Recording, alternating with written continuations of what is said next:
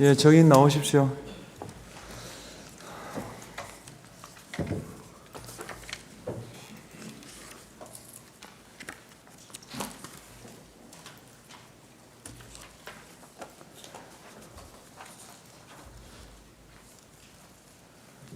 예, 알겠습니다.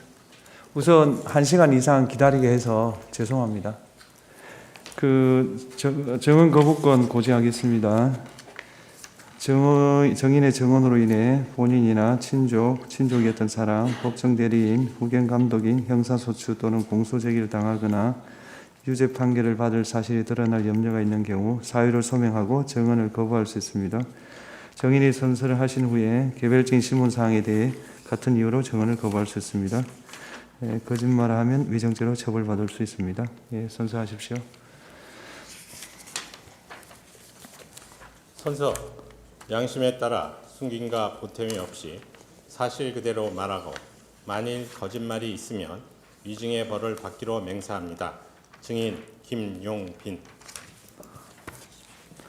예, 청구인 주신문하십시오. 예, 증인은 2023년 7월 25일 중앙선거관리위원회, 앞으로는 선관위라고만 하겠습니다, 사무총장으로 임명되셨죠? 네, 7월 26일자이고 나머지는 맞습니다. 네. 먼저 선거 무효소송 대법원 판결과 관련해서 몇 가지 여쭤보겠습니다. 21대 총선 후 총 126건의 선거소송이 제기되었고 법원은 이를 모두 기각하거나 각하했죠? 제기 건수는 제가 알고 있기로 140건이고 네. 14건이 소추화가 되고 본안에 나가서 각하나 기각이 된 게 126건으로 알고 있습니다. 네. 피청구인은 2025년 1월 15일 페이스북에 공개한 국민께 드리는 글이라는 자필 편지에서 선거소송의 투표함 검표에서 엄청난 가짜 투표지가 발견됐다라고 했는데 과거 여러 차례 선거소송 재검표에서 정규 투표지가 아닌 가짜 투표지가 발견된 적은 없었죠? 제가 보고받기에는 없는 것으로 알고 있습니다. 피청구인 측에서 가짜 투표지라고 주장하는 이른바 일장기 투표지, 또 빳빳한 투표지, 신권 투표지라고도 하던데, 그리고 배춧잎 투표지는 제21대 국회의원 선거 인천 연수구을 선거에 관한 소송 재검표 과정에서 나온 투표지인데 여기에 대해 대법원은 2020수 30 판결에서 상세한 이유 설명과 함께 해당 투표지가 별 문제 없거나 사소한 실수, 단순한 기계적 오류에 의한 것이어서 부정선거의 증거가 될 수 없다라고 판결했었죠. 네, 판결물상 그렇게 되어 있는 것으로 알고 있습니다. 피청구인 측은 또 그 소송에 제출된 통합선거인 명부 4번에 선거인의 성명과 주소가 삭제되어 명부상의 투표자가 실제로 투표하였는지를 확인 검증하는 것이 불가능했다라는 주장도 하는데 당시 통합선거인 명부 4번에 선거인 성명 등이 표시되지 않은 것은 대법원의 문서 제출 명령에 따라 선거인 이름, 주소, 생년을 제외한 생일, 세대주 여부 등 투표자를 특정할 수 있는 개인정보를 제외하고 제출하였던 것이고 규칙 서식에 따라 투표구별로 선거인의 사전투표 여부를 기입해서 제출했으므로 제출된 내용만으로 사전투표자 수의 검증은 가능했던 것이었죠? 네, 그렇게 알고 있습니다. 네, 이번에는 세계기관 합동 보안 컨설팅 실시한 경위와 관련해서 몇 가지 여쭤보겠습니다. 선관위는 2023년 7월 3일부터 2023년 9월 22일까지 12주간 국정원, 한국인터넷진흥원과 3개 기관 합동으로 보안 컨설팅을 실시한 일이 있었죠? 네, 맞습니다. 이 컨설팅 기간을 선관위에서는 7월 3일부터 9월 22일까지 12주간이라고 하는데 국정원에서는 이 기간이 조금 다르게 얘기하기도 하던데 어떻게 된 건지 알고 계신 거예요? 7월 26일 취임 전 상황에 대해서는 정확하게 모르고요. 그래서 아마 준비 기간이 있었고 중간에 그 직접 검증하는 그런 기간이 있었을 것으로 생각이 됩니다. 그래서 그런 차이가 있지 않을까 싶습니다. 뭐 준비 기간을 포함시키느냐 네. 이런 차이일 것으로 생각하신다는 말씀이시군요. 예. 7, 8항은 생략하겠습니다. 예, 이 보안 컨설팅 그 근거와 관련해서 국정원 쪽에서 국가 그 법령 중에서 정보통신기반보호법 얘기를 하고 있는데요. 선관위 선거정보 시스템은 2005년 12월에, 재외선거관리 시스템은 2012년 2월에 정보통신기반보호법에 따른 주요 정보통신기반 시설로 지정되었고, 선관위는 지정된 시스템에 대해서 법 제5조에 따른 주요 정보통신기반 시설 보호 대책을 수립 시행하고 이걸 과학기술정보통신부 및 국정원에 보고해 왔지요. 법상으로 그러니까 그 정보통신기술 과학정보통신부가 아니고요. 예, 예. 국무조정실과 국정원에 보고하도록 되어 있습니다. 아, 국무조정실과 그 두 기관에 보고해 왔죠. 네. 국정원이 그 2023년 전까지 그 전자정보법에 따른 실태 정보 보안 관리 실태 점검 그거를 실시해 왔는데 이제 선관위는 일단 그 대상은 아니죠. 헌법기관은 아닙니다. 예, 예. 그리고 국정원이 정보통신기반보호법 제5조의 2에 보면 그 보호대책의 이행 여부를 확인할 수 있다고 돼 있는데 그 보호대책의 이행 여부를 확인하겠다고 선관위에 그 통보하거나 뭐 현장 점검을 요청하거나 한 그런 일이 있었습니까? 네, 그런 일은 없는 것으로 알고 있습니다. 네, 11항입니다. 2023년 1월 행정안전부가 국회, 법원, 헌법재판소, 선관위 등 헌법재판을 기관을 대상으로 보안 컨설팅을 실시하니 희망하는 경우에 참여해달라 이런 공문을 보냈고 이에 대해 선관위가 답을 하지 않자 국정원 직원이 별도로 선관위 담당 직원에게 컨설팅을 받으라고 권유와 제안을 하기도 했다라고 하는 기사가 있었는데요. 혹시 이런 일이 있었는지 알고 계신가요? 네, 그렇게 보고를 받았습니다. 네. 여기 12항에서도 뭐 제시는 하지 않겠습니다. 2023년 5월 3일경 선관위에 대한 북한의 해킹 공격이 있었는데도 선관위가 보안 점검에 응하지 않았다라는 언론 기사가 났고 당일 선관위는 헌법상 독립기관인 선관위가 행안부나 국정원의 보안 컨설팅을 받을 경우 정치적 중립성에 관한 논란이 야기될 수 있다라고 하는 취지의 알림 자료를 배포한 사실이 있죠. 네, 그렇습니다.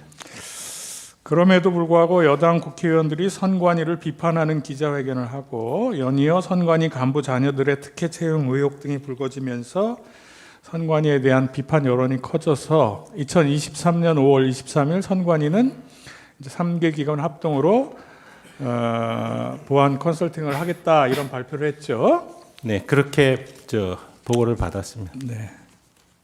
14항은 생략하겠습니다.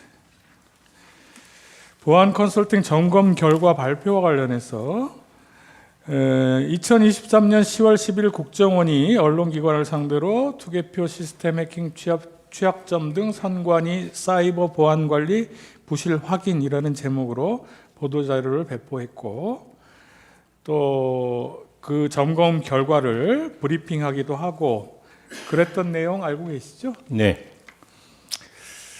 국정원은 보안 점검 결과 해킹 메일을 통해 선관위 직원의 상용 메일 계정이 악성 코드에 감염되어 메일함에 저장된 대외비 문건 등이 유출된 사실은 확인되었지만 내부망인 선관위 선거 시스템이 침해된 흔적은 확인되지 않았다라고 발표했죠. 네. 17항 생략하겠습니다. 18항 위 보안 컨설팅을 합동으로 수행한 세 개 기관 중 하나인 한국인터넷진흥원의 이원태 원장은 2023년 10월 16일 국정감사에서 위 보도자료 내용이라든지 국정원이 발표한 보도자료 내용이라든지 배포 일정 등에 대해 사전 협의가 없었다라고 밝혔다는데 증인 이 사실 알고 계세요? 그 언론을 통해서 그 부분은 알고 있는 내용입니다. 네. 국정원이 이 보도자료 내용이라든지 배포 일정 등에 대해서 선관위하고 사전 협의나 어떤 합의 과정을 거쳤습니까? 이 보안 컨설팅과 관련한 부분에 있어서는 처음에는 그 양기관이 그 협의해서 그 소위 보안 컨설팅 결과 보고에 대한 부분을 협의해서 공동 발표를 하는 것이 어떻겠느냐라는 식으로 진행이 된 겁니다. 예. 근데 이제 서로가 지금 그 결과에 대한 내용을 어디까지 담을 것인지에 대해서 의견 일치를 볼 수가 없었기 때문에 그 따로 발표하게 된 겁니다. 처음에는 공동 발표하기로 했는데 네. 좀 의견 일치가 안 돼서 따로 예. 그 발표했고 그렇게 따로 발표하기로 뭐 그렇게 얘기가 서로 된 겁니까? 그렇습니다. 그러니까 공동 발표를 할 수가 없으니 그러면 각자의 입장에서 발표를 하자라고 된 겁니다. 그랬군요. 그래서 이제 그 같은 날 2023년 10월 10일 국정원도 발표를 했고 선관위도 따로 그 중앙선관위 정보보안 시스템 컨설팅 결과 관련 입장이라고 하는 내용을 발표를 하신 거죠. 네, 그렇습니다. 그 선관위가 발표하신 보도자료 요지는 부정선거 방지 위한 법적 제도적 장치를 배제하고 기술적 부문에 한정해서 실시되었다. 그리고 기술적 해킹 가능성만으로 실제 선거 결과 조작 등 부정선거 실행은 불가능하다. 또 북한 해킹으로 인한 선거 시스템 침해 흔적은 발견되지 않았다. 시스템 접근, 제어, 통제 강화 등 모든 역량을 집중해서 보안을 강화할 것, 뭐 이런 내용들이었죠. 네, 그렇습니다. 이 보도자료에서 부정선거 방지를 위한 법적 제도적 장치라고 하는 것은 뭐 어떤 의미입니까? 기본적으로 공직선거법에 규정되어 있는 절차 규정을 의미하는 것이고요. 거기에 따라서 그 선거 관리를 필요로 하는 우리 선거 관리 지침에서 제도적으로 시행하는 방법들을 의미하는 겁니다. 네. 네, 보안 컨설팅의 구체적 점검 방법 관련해서 보안 컨설팅 당시에 선관위는 서버를 포함해서 보유 중인 모든 전산 장비 6,400여 대에 대한 접근 권한을 국정원에 부여하였고 국정원은 선거 시스템과 관련한 중요 전산 장비 위주로 범위와 대상을 310여 대로 선정해서 보안 점검이 실시됐지요? 네, 그렇습니다.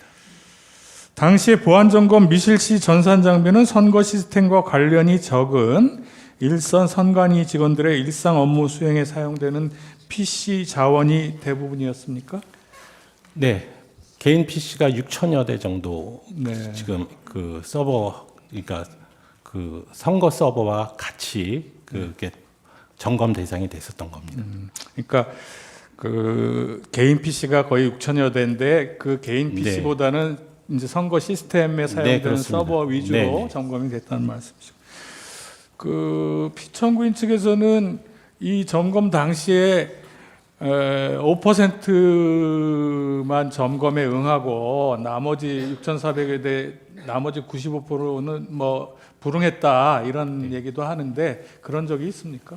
그게 이제 단순 수치로 6,400여 대의 PC 그 서버를 기준으로 해서 300몇 개만 검증을 할 수밖에 없으니까 그게 5% 정도로 나온 것 같습니다. 근데 실질적으로는 이 서버 검증의 대상은 그 보안 관제에 있는 그 데이터베이스라든지 이런 서버에 집중이 되게 되니까 단순한 5%와 같은 그런 프로테이지로 이 검증 절차에 대한 내용을 그 발표하는 것은 적절하지 않았다고 뭐 생각합니다. 그렇기도 하고요. 그러니까 5%를 제외한 나머지는 불응해서 점검에 응하지 않았기 때문에 그렇지는 않습니다. 그러니까 결국은 그 시간적 제한과 그다음에 인원적 제약이 있으니까 아마 국정원 입장에서도 그 검증 절차를 할 때 모든 서버를 다 볼 수는 없었을 겁니다. 그러니까 국정원이 그 약 12주 동안 이제 하는 과정에서 시간적으로도 기간이 제한되어 네. 있었고 인원도 제한되어 있었으니까 뭐 310여 대밖에 못했겠지만 그게 선관위가 이거 말고 딴 거는 안 돼라고 했기 때문에 아니라, 그것만 네. 한 건 아니란 말이에요. 예, 국정원 쪽에서 자의적으로 선별해서 진행을 한 것으로 알고 있습니다. 네, 알겠습니다. 그리고 25항입니다. 보안 컨설팅 진행 과정에서 국정원이 처음 해킹 툴을 설치했을 때 선관위의 보안 관제 시스템이 탐지해서 자동으로 차단을 했고 국정원이 이렇게 해서는 시스템을 점검할 수 없다고 해서 선관위의 침입, 탐지, 차단 등 자체 보안 시스템을 일부 적용하지 않은 상태에서 모의 해킹이 진행되었다. 이렇게 선관위 보도자료에는 나와 있는데 이게 사실인가요? 네, 맞습니다.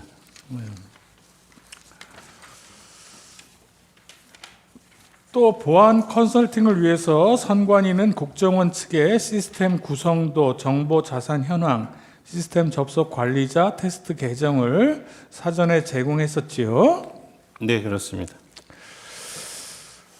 보안 컨설팅이 이런 조건에서 진행되었기 때문에 선관위는 국정원의 전체 시스템 장비에 대한 점검을 불응하고 일부만 허용했다. 또는 국정원의 보안 시스템 점검 거부 및 가상의 서버를 제출했다. 선거관리 시스템의 5%만 점검했는데 보안성이 지극히 취약해서 아무나 해킹해서 선거 결과를 조작할 수 있더라. 또 해킹 시도에 얼마든지 데이터 조작이 가능하고 방화벽은 사실상 무용지물이더라. 국정원 확인 결과 선거관리 시스템 전반이 부실하고 해킹 및 투개표 시스템이 전반적으로 조작 가능하더라라고 하는 주장에 대해서는 수용하기 어렵다라고 하는 취지의 보도 자료나 설명 자료를 여러 차례 발표했었죠. 네.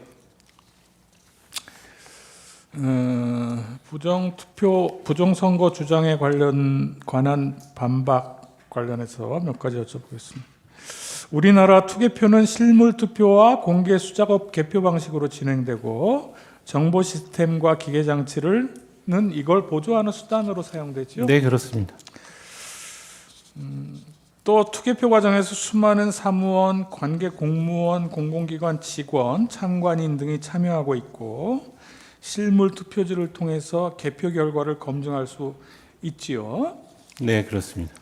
그래서 보안 컨설팅 당시의 모의 해킹 환경, 즉 국정원 측이 요청한 시스템 구성도, 정보자산 현황, 시스템 접속 계정 등 시스템 정보 자료를 제공하고 또 효율적 점검을 위해서 침입 탐지 차단 시스템 등 위원회 자체 보안 시스템을 일부 적용하지 않은 상태에서 진행한 그 모의 해킹 환경에서 외부에서 내부 선거망으로 접속해서 투개표 데이터를 조작할 수 있었다 하더라도 현실적으로 투개표 데이터를 조작하는 건 거의 불가능하다 이렇게 생각되지요. 그러니까 실제 상황에서는 불가능할 거라고 생각합니다. 네. 해킹을 통해서 유권자 등록과 투표 여부를 관리하는 통합선거인 명부의 내용을 변경할 수 있다라고 보안점검 결과 발표에 나와 있는데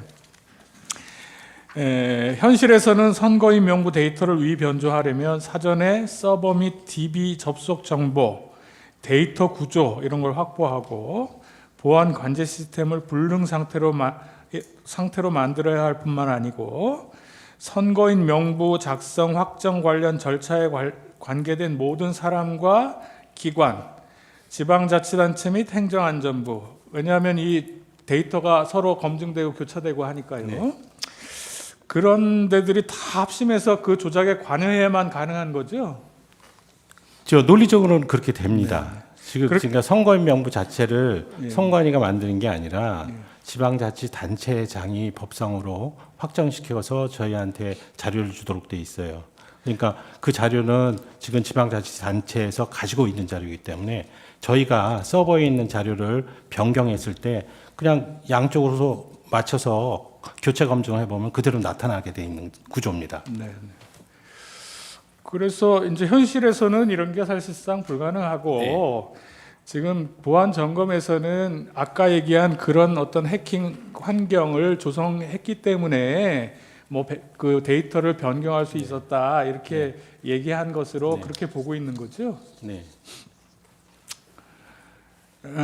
그리고 이제 해킹을 통해서 투표관리관 도장의 이미지를 절취해서 사전 투표용지와 동일한 투표용지를 얼마든지 만들 수 있었다라고 그 하는 결과 발표 내용과 관련해서도 사전 투표관의 사인 그 도장을 등록하는 통합선거인 명부 시스템은 외부와의 접속이 차단된 폐쇄망에서 운영되고 있고 제한된 기간만 접속 가능하며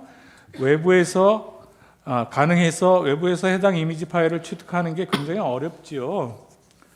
그리고 실제 투표용지와 동일한 투표용지를 발급하기 위해서는 청인 혹은 사인 외에도 투표용지 발급기 및 전용 드라이버 프로그램을 모두 취득해야 되므로 이걸 한꺼번에 다 한다라고 하는 건 현실적으로는 좀 불가능하지 않느냐 이렇게 네, 보고 그렇습니다. 있는 거죠.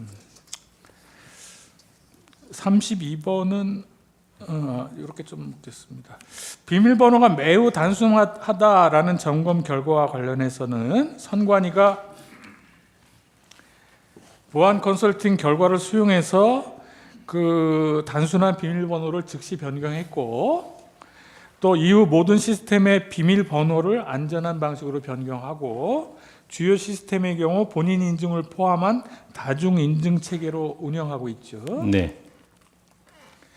보안 컨설팅 이후 선관위의 조치 관련해서 몇 가지 여쭤보겠습니다. 선관위는 보안 컨설팅 이후 이행 추진 TF를 구성해서 지적된 취약점을 대부분 조치하였고 이와 관련한 보도자료를 홈페이지에 게시하고 배포했죠. 그렇습니다. 또 22대 국회의원 선거 실시 전에 정당 참관인의 입회하에 2차례 국정원과 합동으로 이행 여부 현장 점검을 완료했죠. 네, 맞습니다. 그렇게 이제 개선 조치를 하고 점검 완료한 후에 이전에 국정원에서 31점인가 나왔던 점수가 네. 다시 이렇게 평가해 보니까 70몇 점까지 나왔다면서요. 71.5로 제가 보고를 받은 것 같습니다. 71.5 정도 네. 나왔습니까? 그러면 어쨌든 그 이전에 비해서 지적됐던 점들이 많이 개선되고 그 보안 수준이 많이 이제 그 향상된 거네요. 네. 이 보안 컨설팅과 관련한 부분에서 자꾸 부정선거 시비의 그 논쟁거리로만 작동이 되는데 이 선관위 입장에서는 이 지금 보안 특히 서버라든지 보안에 대한 부분이 굉장히 중요합니다. 그 뜻은 부정선거를 방지하기 위한 그런 개념이 아니고 우리 그 지금 법제가 사전투표제라는 것을 운영하지 않습니까? 네. 그러면 선거를 하는데 사전투표제를 운영하게 되면 통합선거인 명부, 즉 서버의 도움을 받아서 선거를 치를 수밖에 없는 구조입니다.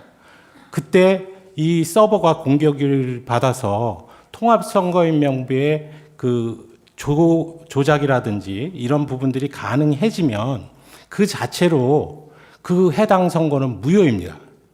그렇기 때문에 재선거를 할 수밖에 없고 극심한 사회적인 혼란에 빠지게 되는 겁니다.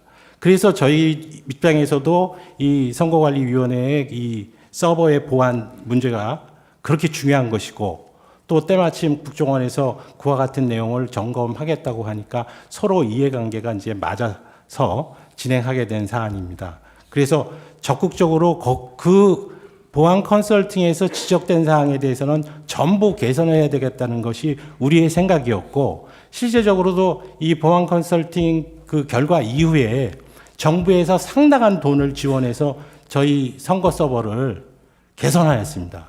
그런 상황에서 22대 국선이 치러졌기 때문에 저희들 입장에서 계속적으로 이 서버와 관련된 이런 부분에 대해서 계속적으로 부정선거 주장이 지금 계속 이루어진다는 것에 대해서는 굉장히 좀 안타깝게 생각합니다. 네. 선관위가 이 뭐 압수수색을 못한다 뭐 이런 얘기도 피청구인이 하셨던데 선관위는 적법 절차에 따른 수사기관의 압수수색에는 응하고 있지요. 그래서 네, 있죠.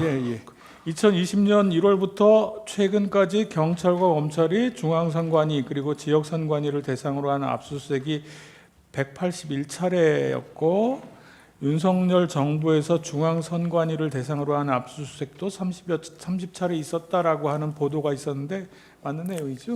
이 수치에 대한 부분은 지금 압수수색 영장 절차에 의하면 그 영장 사본을 그 피압수수색에 제공하지는 않습니다. 그래서 저희가 영장 사본 등이나 이런 자료는 갖고 있지 않고 다만 거기에 관련된 위원회 내부에서 산출된 그런 보고서 등을 감안한 숫자이기 때문에 그 숫자가 정확하지 않을 수 있습니다. 근데 지금 청구인 대리인께서 말씀하시는 그 정도 숫자는 지금 저희가 되는 것으로 확인했습니다. 네. 서버 점검과 관련해서 이렇게 보안 컨설팅을 하고 이후에 이행 여부 점검을 한 후에 국정원이나 어떤 다른 기관에서 이 서버 점검 혹은 시스템 점검이 필요하다 혹은 뭐 그 보안 점검을 요청했다거나 한 일이 있습니까? 그런 일은 없고요. 다만 지금 그 국정원이 2차에 걸쳐서 이행 점검을 했을 뿐만 아니라 저희들 입장에서도 지금 그 보안이 굉장히 중요하다고 아까 말씀드렸지 않습니까? 그래서 이 우리나라의 진짜 사개의 권위자들을 모시고 선거 시스템 보안 자문단까지 꾸려서 그분들로 하여금 한 번 더 내부적으로 검증을 받고 22대 국선을 치른 바 있습니다. 네. 예. 그러니까 뭐 선관위에서도 그 문제에 대해서는 관심이 많고 자체적으로도 네, 점검을 그렇습니다. 했지만 뭐 국정원이나 다른 외부 기관이 점검합시다 혹은 점검할 테니까 응해라 이런 요청을 한 네, 바는 없다는 거죠. 어떤 부분이 더 미진하다라는 얘기가 없었습니다. 네, 네. 기타 사항으로 증인은 2025년 1월 15일 윤석열 정부의 뭐 비상계엄 관련 국조 특위에 참석해서 비상계엄 선포와 관련한 계엄군의 선관위 진입, 계엄군의 활동 및 점거 현황, 선관위의 조치 사항 등에 대해서 기관 보고한 일이 있었죠? 네, 그렇습니다. 어떻습니까? 중앙선거관리위원회 사무총장으로서 2024년 4월에 치러진 22대 국회의원 선거가 그 부정선거라고 하는 거에 대해서 어떻게 생각하세요?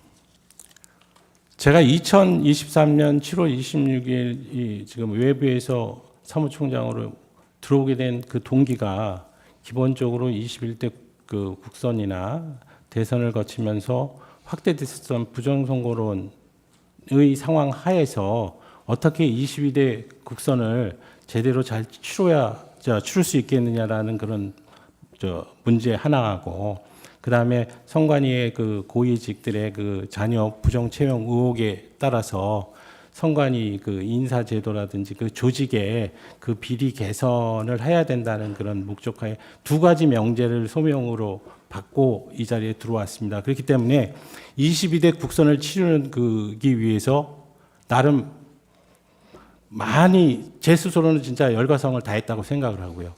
그 사이에 그 부정선거 그 주장을 하시는 분들의 의견도 많이 경청을 했습니다.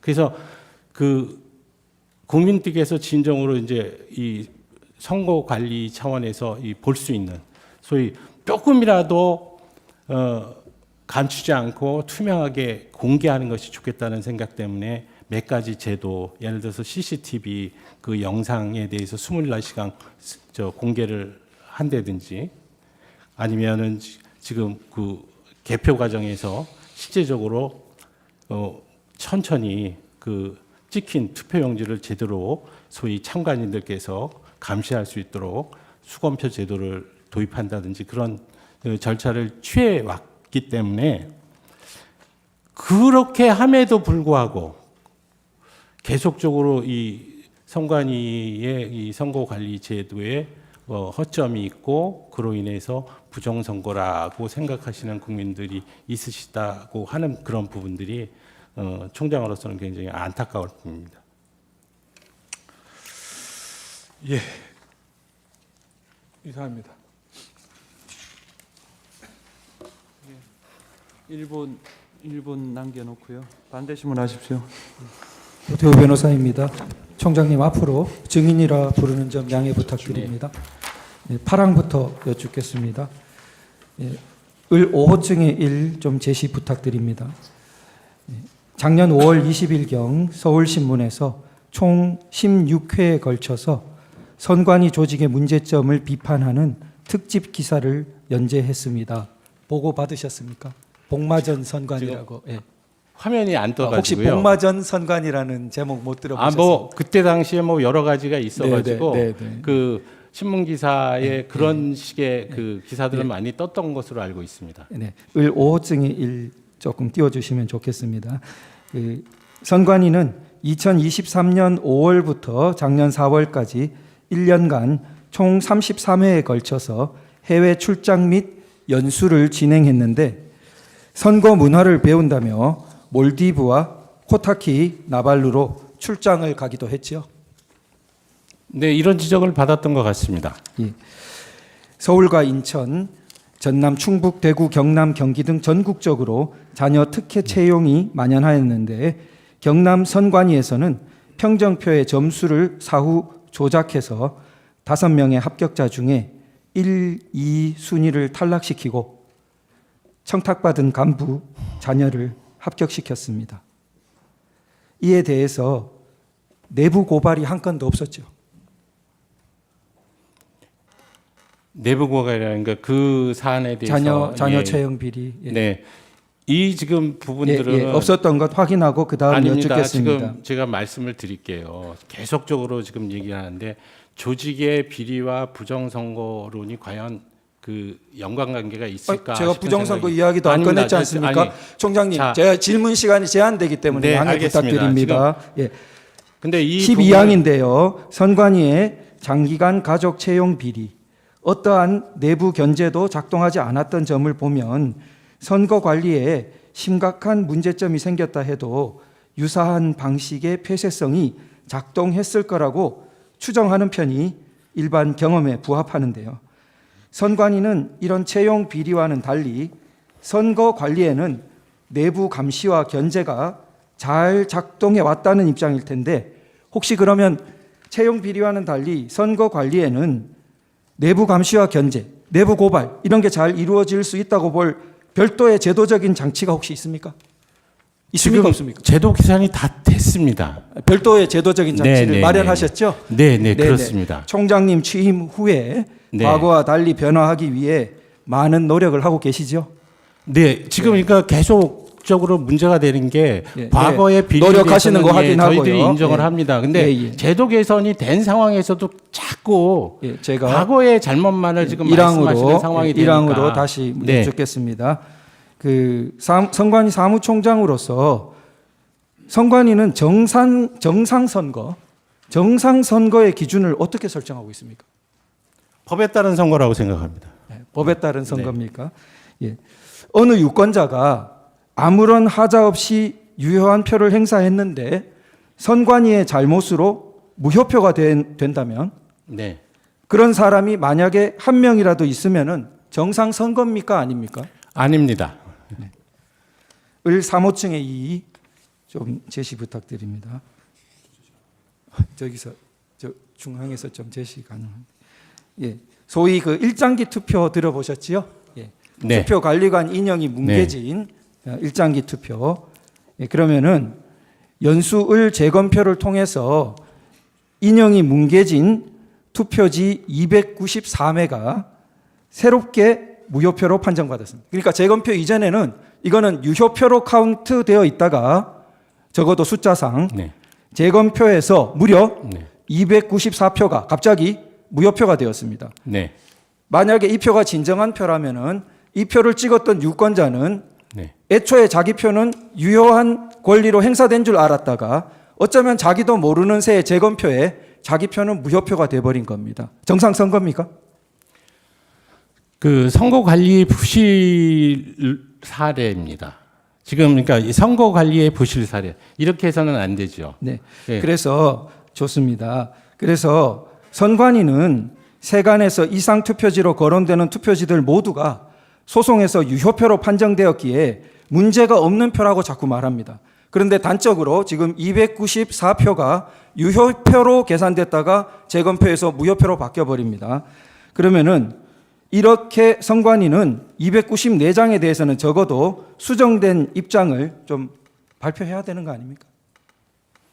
지금 말씀드린 대로 지금 선거 관리 과정에서 하자가 있어서 이와 같이 정상적으로 소위 유권자의 그 투표지가 이와 같이 무효가 되는 사례는 종종 이제 발생할 수 있습니다. 아니, 제가 잠시 또 여쭙겠습니다. 이게 1974명이 한 투표소입니다. 송도 이동 제6투표소.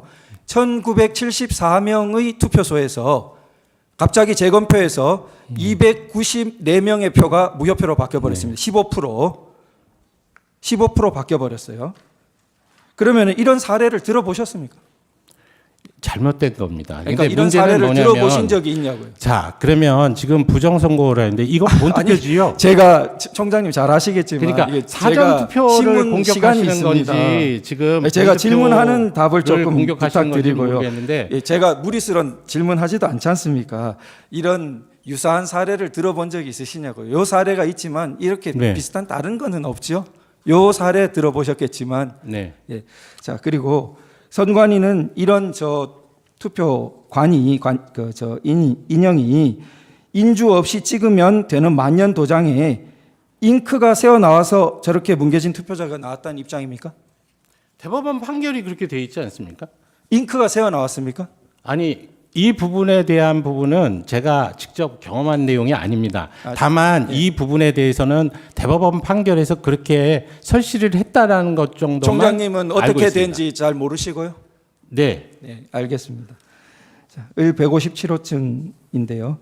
자, 저 문제되는 투표소의 투표관리관, 그러니까 1974명이 당일에 투표하는 그 투표소의 투표관리관은 법정의 증인으로 나와서 선서를 하고 자신은 저렇게 생긴 투표지를 보지 못했고 나란히 앉아서 날인을 담당했던 투표사무원 2사람 중에 한 사람도 자기랑 통화를 했는데 그런 투표지를 보지 못했다고 말했다고 법정 증언을 했습니다. 이런 사실 보고받으신 적 있습니까? 그 내용에 대해서는 보고받으신 적이 있습니까? 이런 보고 사실 못 증언. 받았습니다. 지금 내용은 뭐냐면 증언 사실을 보고받으신 적 있냐고요. 증언 예, 이 대법원 판결 그러니까 대법원 증언 사실을 보고받으신 적 있죠. 간단한 질문 아닙니까? 못 받았습니다. 네, 알겠습니다. 자, 그런데 선관위는 투표관리관이 증언한 투표관리관이 그 사람이 문제되는 투표지를 보지 못했을 뿐이라고 주장합니다. 그런데 자, 그때 선관위는 만년 도장을 스탬프에 찍는다고 그때는 주장했습니다. 요즘은 어디선가 잉크가 새어나왔다는 또 다른 주장도 들리던데 그때는 만년 도장은 그냥 이렇게 찍으면 찍히는 도장 아닙니까? 네. 그런데 그거를 굳이 스탬프에다 찍었기 때문에 저렇게 뭉개져 버렸다는 겁니다. 네. 그 주장이 선관위의 주장이었습니다. 그런데 자, 찍은 사람이 있지 않겠습니까? 특히 투표 사무원 2사람이 앉아가지고 내가 만년 도장을 그럼 스탬프에 찍는 실수를 사실은 한 글자도 전혀 안 보이는 것만 무효로 했고 뭉개진 자체는 천장 약 반이 나왔습니다. 반. 그러면은 2장에 1장꼴로 자, 스탬프에 찍어가 뭉개진 도장 찍고 어떤 때는 정상 도장 찍고 2사람이 앉아가지고 그러면은 그렇게 했다는 그런 당사자 투표 사무원 진술서가 제출된 적이 없습니다. 이런 진술서 있다는 얘기 못 들어보셨죠? 그 대법원 들어보셨습니까? 소송 못 기록에 들어보셨- 대해서는 제가 보지를 못했어요. 예, 지금 알겠습니다. 말씀하시는 내용이 예. 대법원 소송 과정에서 일어난 일에 대해서 지금 저한테 물어보시는 네. 거거든요. 알겠습니다. 예. 그래서 결국은 선관위의 신뢰와 이게 관계되어서 7번을 조금 변형해 묻겠는데요. 이게 국민적 의혹이 너무 커졌습니다. 뭐 1억 원 현상 광고를 해도 그런 사람이 안 나타나고. 자, 그런데 자, 이게 지금 이렇게 문제가 되어서 우리 헌법재판소에서 그 사람들 투표관리관 2사람의 투표사무원, 그 다음에 더 정확히 하자면 그 당시에 있던 참관인들 불러서 교차 증언을 들어보면 명백하게 가려지지 않겠는가 하려고 했는데 송달 장소, 주소를 모르겠다. 선관위 협조도 없다. 이렇습니다. 총장님, 선관위를 바꾸기 위해 노력하고 계신 거 많이 아는데 전향된 태도로 오늘 당장 이 투표관리관, 선관위는 다 갖고 있는 내용 아닙니까? 투표 사무원, 참관인들, 사람, 성명, 주소 전해줄 의향 있으시죠?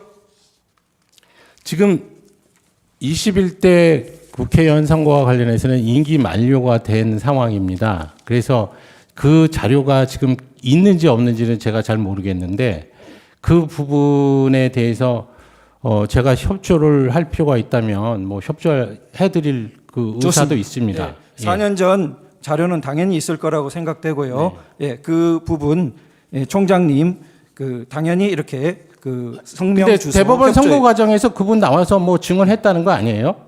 투표 관리관만 했습니다. 예. 그랬더니 그 사람 혼자 못 봤을 수 있다고 그렇게 결론 내렸다는 겁니다. 그러면 누구를 또 더 하시겠다는 직접 겁니까? 찍는 라인에 있던 두 사람 그리고 그 사람도 부족하다면 그 근처에 있던 참관인들 그러면 그러면 확실하게 지금 투표 관리관이 안 찍고 다른 사람이 찍었다는 것을 전제로 하시는 거잖아요. 투표 사무원이 찍죠. 보통. 그러니까 투표 두 사무원이 사람이. 찍었다는 걸 전제로 하시는 거잖아요. 보통. 그러면 그 투표 사무원이 누군지를 우리가 알아서 특정해 달라는 건가요? 예, 다 등록돼 있습니다. 예, 그 알겠습니다. 투표소가 특정돼 있기 때문에요. 예, 날짜와 투표소가.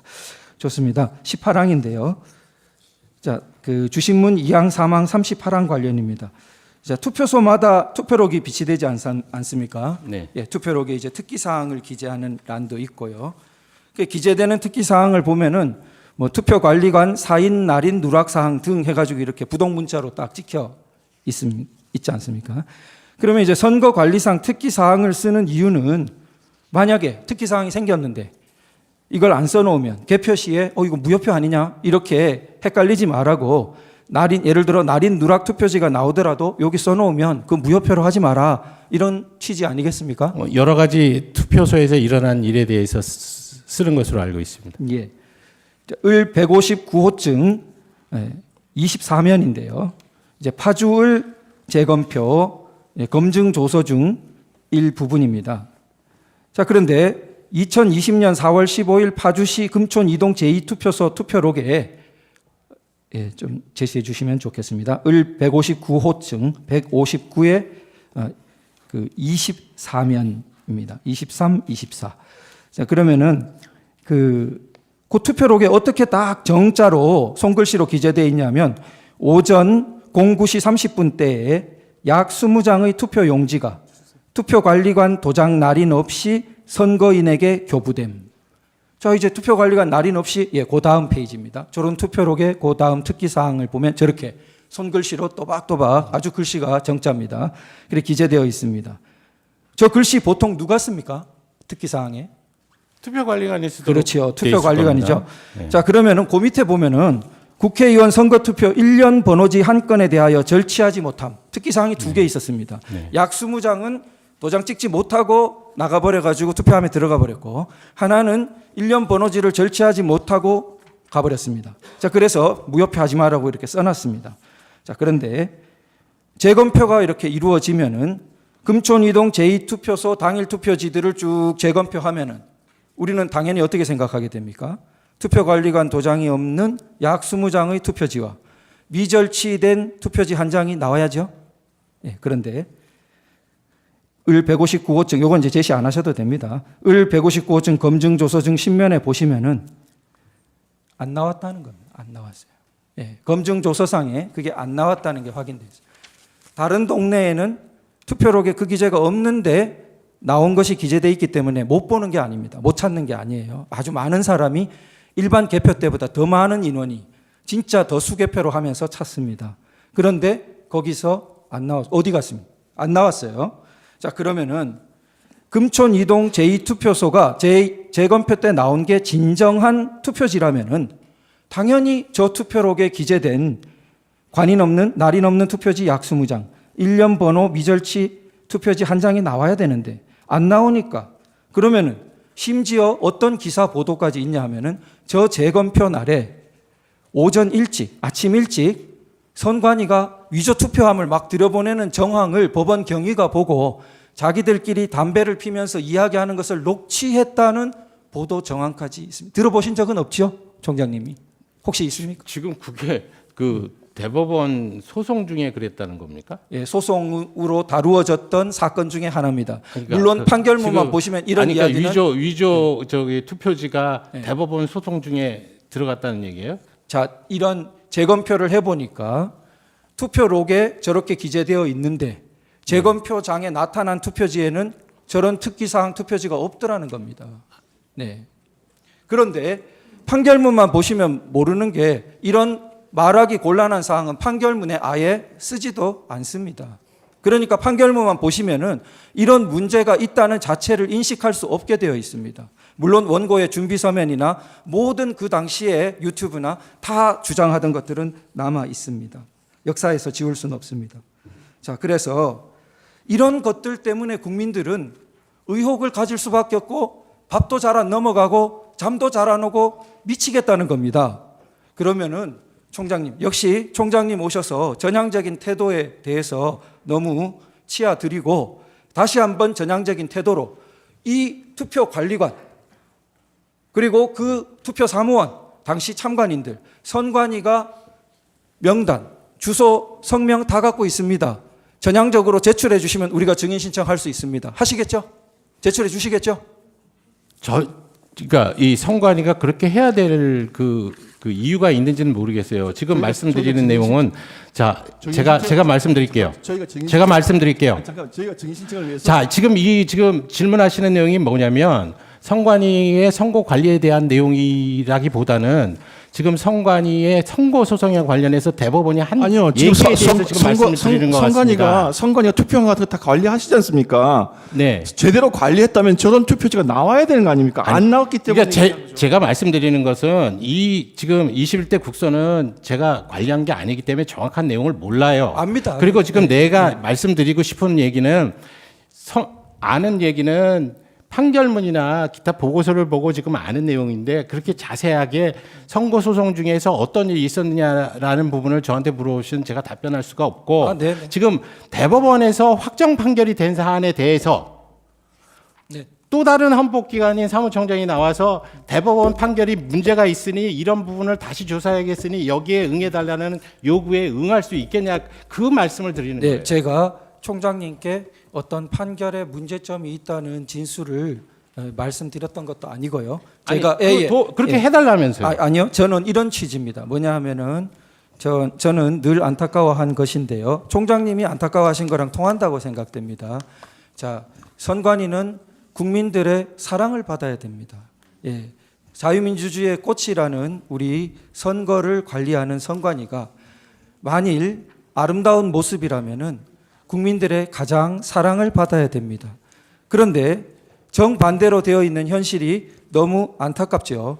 자, 그러면은 어떻게 사랑받을 수 있느냐? 어떻게 신뢰를 회복할 수 있느냐? 총장님도 불철주야 고민하고 계실 걸로 압니다.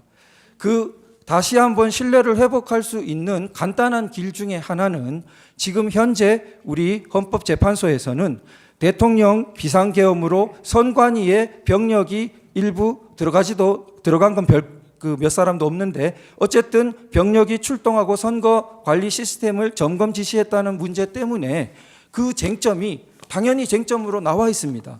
그래서 그 재판의 쟁점 때문에 당연히 증인 신청도 원래 연수울 부분은 채택도 해주셨던 바입니다. 그러나 주소를 모르겠어요, 저희가. 그리고 그 법정 증언했던 한 사람 외에는 이름도 모르겠고, 그래서 그런 부분에 선관위의 협조가 필요한 겁니다.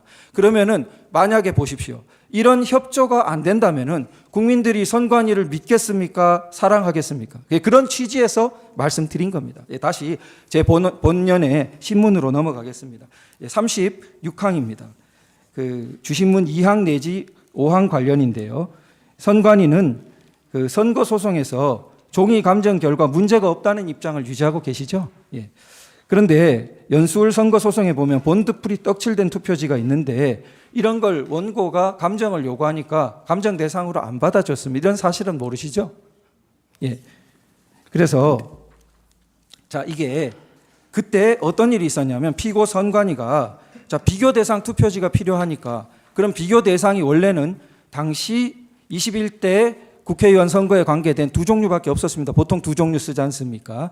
그런데 두 종류 계약서하고 있었던 두 종류 외에 무려 몇 개의 롤지를 추가로 갖고 왔냐면 37개의 롤 용지를 추가로 갖고 왔습니다. 그러니까 이게 아니 이 선거에 쓴 것은 두 종류인데 왜 37개를 가져옵니까 했더니 그때 선관위가 뭐라 했냐면요. 그래서 제가 이제 질문 드리는 겁니다. 2020년 총선에 2017년 대선용 롤지, 2018년 지선용 롤지도 사용했기 때문에 그러면 진정한 투표진지 비교 대상을 하려면은 그 롤지도 써야 된다는 겁니다. 그래서 무려 37종을 가져왔습니다. 자, 그러면은 총장님, 지역 선관위에서 자, 작년에 총선이 있었습니다. 국회의원 선거.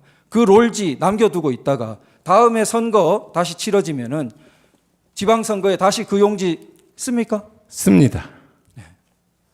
자, 그 롤지가, 설명을 좋습니다. 설명 좀 씁니다. 들을까요? 예, 씁니다. 그러면은 그 롤지가 그 수량이나 입 반출이 정확하게 대장에 기록되고 관리되고 있습니까? 아닙니까? 지금 그 22대 국선 할 때도 그 다음 선거에도 쓴다는 전제하에 여분을 구매를 했고요. 실질적으로 저희가 롤 용지를 사용해서 사전 투표 용지를 발급할 당시에 보면 나중에 끊김 현상이라든지 이런 게 있을까봐 그 나머지 상당히 남은 상태에서 롤 용지를 교환을 하게 됩니다. 뭐 그런 식으로 하기 때문에 그 실제적으로 사용하는 롤 용지의 양을 특정해 드릴 수는 없어요. 근데 지금 상당히 그 22대 국선을 마치고도 재고량이 남아 있는 것으로 제가 알고 있습니다. 저는 여분을 구입하고 보관하는 것을 그 자체로 문제 삼지 않습니다. 네.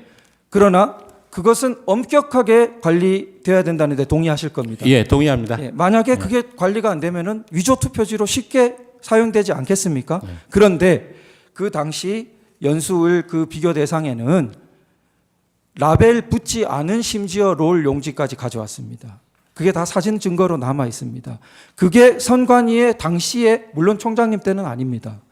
그 당시의 관리 실태였기 때문에 오늘날 이런 굉장히 그 총장님을 피곤하게 하는 증인을 피곤하게 하는 일이 있다는 걸 말씀드리고요. 39항입니다. 주신문 38항 관련인데요. 자, 관외 사전투표 경우에는 전국 각지에 3,565개 사전투표소 대략 그렇게 알고 계시죠? 사전투표소. 사전투표소 3,560 예, 그 정도 됐을 겁니다. 거기서 개표소 256개 개표소로 이제 이동해야 되지 않습니까? 사전투표소에 있던 투표지가 개표하는 거요? 예, 254개로 알고 있습니다. 그렇습니까? 어쨌든 개표소로 이동을 해야 되는데 그러면 우편 경우에는 지금 동선을 산술 계산으로도 단순 한번 해보십시오. 전국 어디 각지에서나 지금 3,565개 전국 각지에 흩어져 있다가 이게 무작위로 어디로 갈지 모르는데 254개로 경우의 수가 몇 가지 나옵니까? 도대체. 그리고 그게 한 번도 아닙니다. 우편 집중국을 거치기도 하고 여기 지역 저기 지역을 거쳐서 그러면은 그 복잡한 모든 동선 과정 중에 하나라도 구멍이 생기면은 큰일이 납니까 안 납니까? 이 사전투표제는 아까 말씀드렸다시피 법적 사항입니다. 그래서 국민의 총의를 모아서 국회에서 법률로 만들어내는 제도예요. 근데 이 제도에 대해서 선관위의 의견에서 이게 그렇다 나쁘다 이 제도가 장점이 뭐고 단점이 뭐다 그래서 그런 식의 얘기를 지금 선관위 사무총장이 이 사전투표 제도에 대한 장단점을 여기서 얘기할 수 있는 것은 아닙니다. 조금 제 불찰입니다. 저는 제도 장단점을 물었다기보다 이게 완전 무결하게 옮겨질 것이라는 객관적인 보장과 확인 장치가 선관위에 있냐를 선관위 사무총장으로서 저희들 입장에서는 사전투표제로 인해서 그와 같이 그 관외 그 투표에 대한 부분이 우편 투표로 지금 그 각 관할 시군구 위원회에 배송하는 과정이 상당히 어렵다고는 생각을 하고 있습니다. 근데 법률이 그렇게 돼 있으니까 저희들은 그 법에 따라서 최선의 그 노력을 기울여서 해야 되는 것이지 거기에 대해서 어떤 의견을 말씀드리는 그런 것을 무결성을 확보하기 위한 객관적인 제도적인 또 객관적인 장치가 굉장히 어려울 거라고 생각합니다. 자, 그리고 35번인데요. 그 선거 후 감사 제도를 지금 선관위가 두고 있지 않지요? 그 사후 검증 제도를 말씀하시는 네, 거죠? 네, 네. 선진국 일부 예. 국가들에서 두고 있는 그런 제도. 선관위가 두지 않는 게 아니고요. 법에서 두지 않기 때문입니다. 뭐 자체 실시할 수도 있지 않습니까?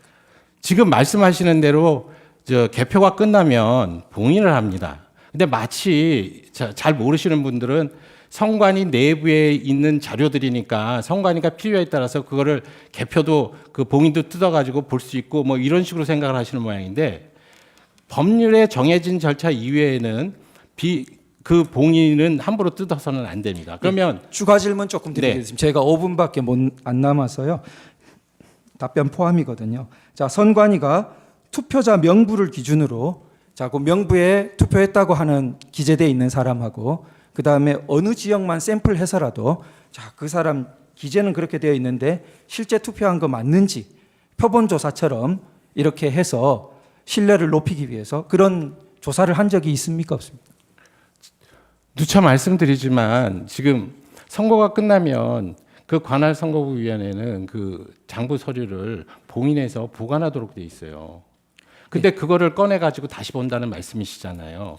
그러면 법적 절차에 따라서 법률 규정에 그게 있어야 된다는 겁니다. 지금 그 우리 피청구인 그 대리인께서 말씀하시는 대로 사후 검증, 선거에 대한 사후 검증 제도를 좀 뒀으면 좋겠다는 생각에는 제가 동의를 해요. 알겠습니다. 그래서 뭔가 이거 제도 개선이 필요하다는 생각은 하는데. 네, 알겠습니다. 지금, 제가 예. 조금 추가로 네. 드리겠습니다. 그래서 제가 보니까 그 증인께서 그 국회에 가셔서 헌법재판소가 요청하면 서버 감정도 받아들이겠다. 이렇게 1월 15일 국회에서 답변하신 바도 있죠. 네, 맞습니다. 예, 좋습니다. 그래서 이 선거 사후 검증 의 양대 축은 네. 서버에 대해서 혹시 불법적인 전산 개입이 없느냐 보는 거 하고 네. 그 다음에 실제로 투표했다고 돼 있는데 그러면은 그 사람이 진짜 투표한 거 맞는지 네네. 물론 전수면 제일 좋지만 어딘가 네. 지역을 한정한다든지 이렇게 네. 엄밀하게 샘플링해서 네. 그렇게 검사하는 것이 양대 축이라고 생각됩니다. 네네.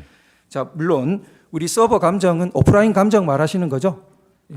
온라인 감정은 그건 뭐 별 그 의미가 없고 보통 선거 소송에서도 원고들이 잠시 그 전원을 내리고 그 오프라인 그 감정을 하는 것을 바라는데 혹시 차이는 아시죠, 총장님? 지금 온라인 지금 감정과 아니 오프라인 피청구인 감정. 그 대리인께서 원하는 서버의 검증 형태가 어떤 건지 제가 잘 몰라요. 뭐 일반적인 잘 겁니다. 모르는데 그러니까, 예. 저희들 입장에서는 지금 모든 21대 그저 선거와 관련한 그러니까 선거 소송에서 관련한 부분에서 저희가 가지고 있는 자료는 다 보여드렸다고 생각을 합니다. 근데 안 보여준 자료가 저희 이제 중앙 서버에서 했었던 그 전자 정보를 지금 안 보여드린 거예요.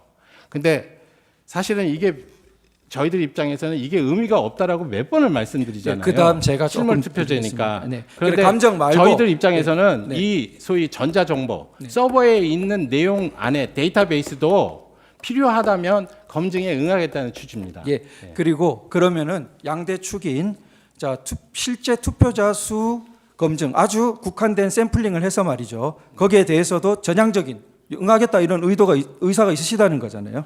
법원에서 그러니까 지금 만약에. 얘기한 대로 예.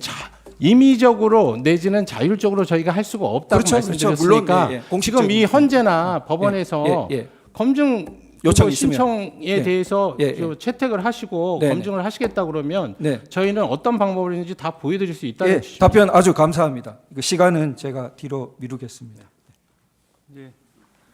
청구인 16분 하십시오.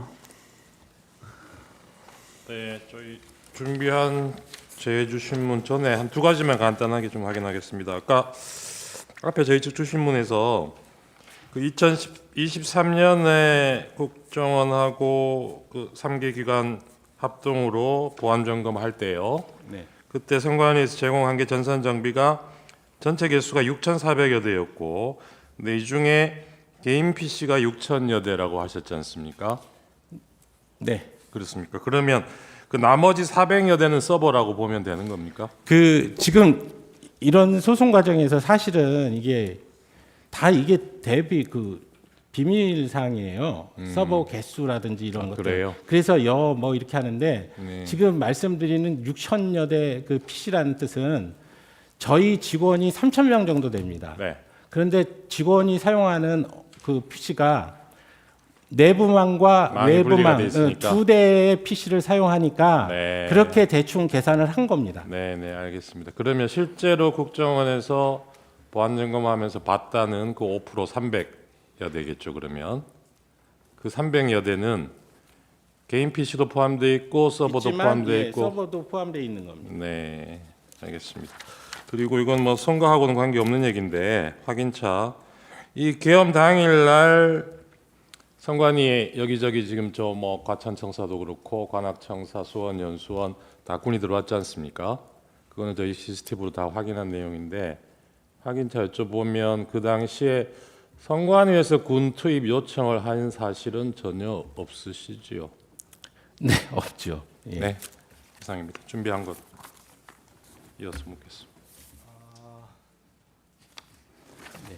증인은 2023년 7월 25일에 사무총장으로 26일입니다. 26일에 그렇다면은 아까 주신문에 있었던 7월 3일부터 2023년입니다.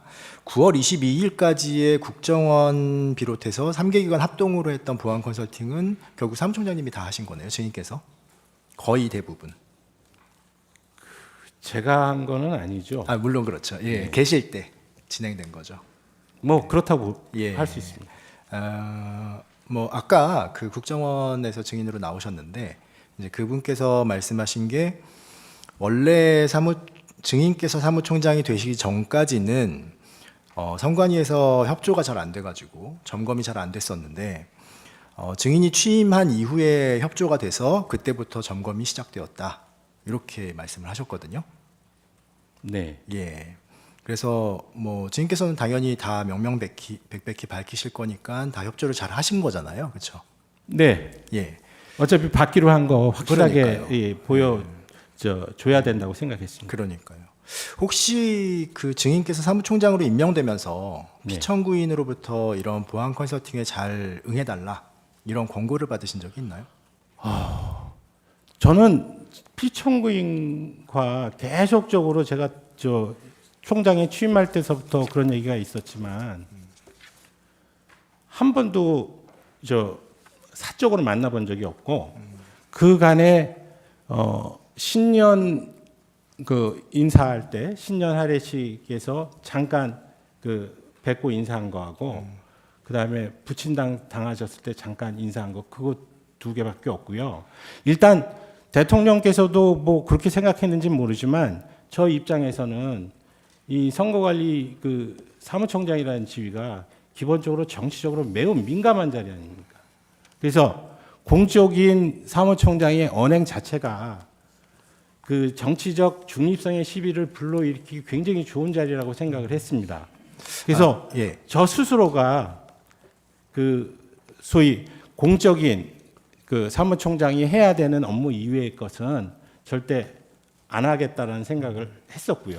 아니 왜 제가 여쭤보느냐면요. 아까 주신문 하실 때 그 사무총장 임명되시면서 두 가지 소명을 갖고 시작을 하셨다. 근데 네. 그 중에 하나가 부정선거 의혹을 잘 해명하겠다라고 하는 네네. 거라고 말씀을 하셔가지고 그러면은 취임 당시부터 이 부정선거 의혹을 내가 사무총장으로 가면서 이거를 해소를 하겠다라고 마음 먹으셨다는 거잖아요. 근데 그거를 그동안에 계속 네네. 법조인으로 계시다가 선거 그 관리위원회에 사무총장으로 바로 임명이 되셨는데 네네. 그런 생각을 바로 하실 수 있을까 싶어가지고 혹시 권고 같은 게 있었나 여쭤보는 거예요.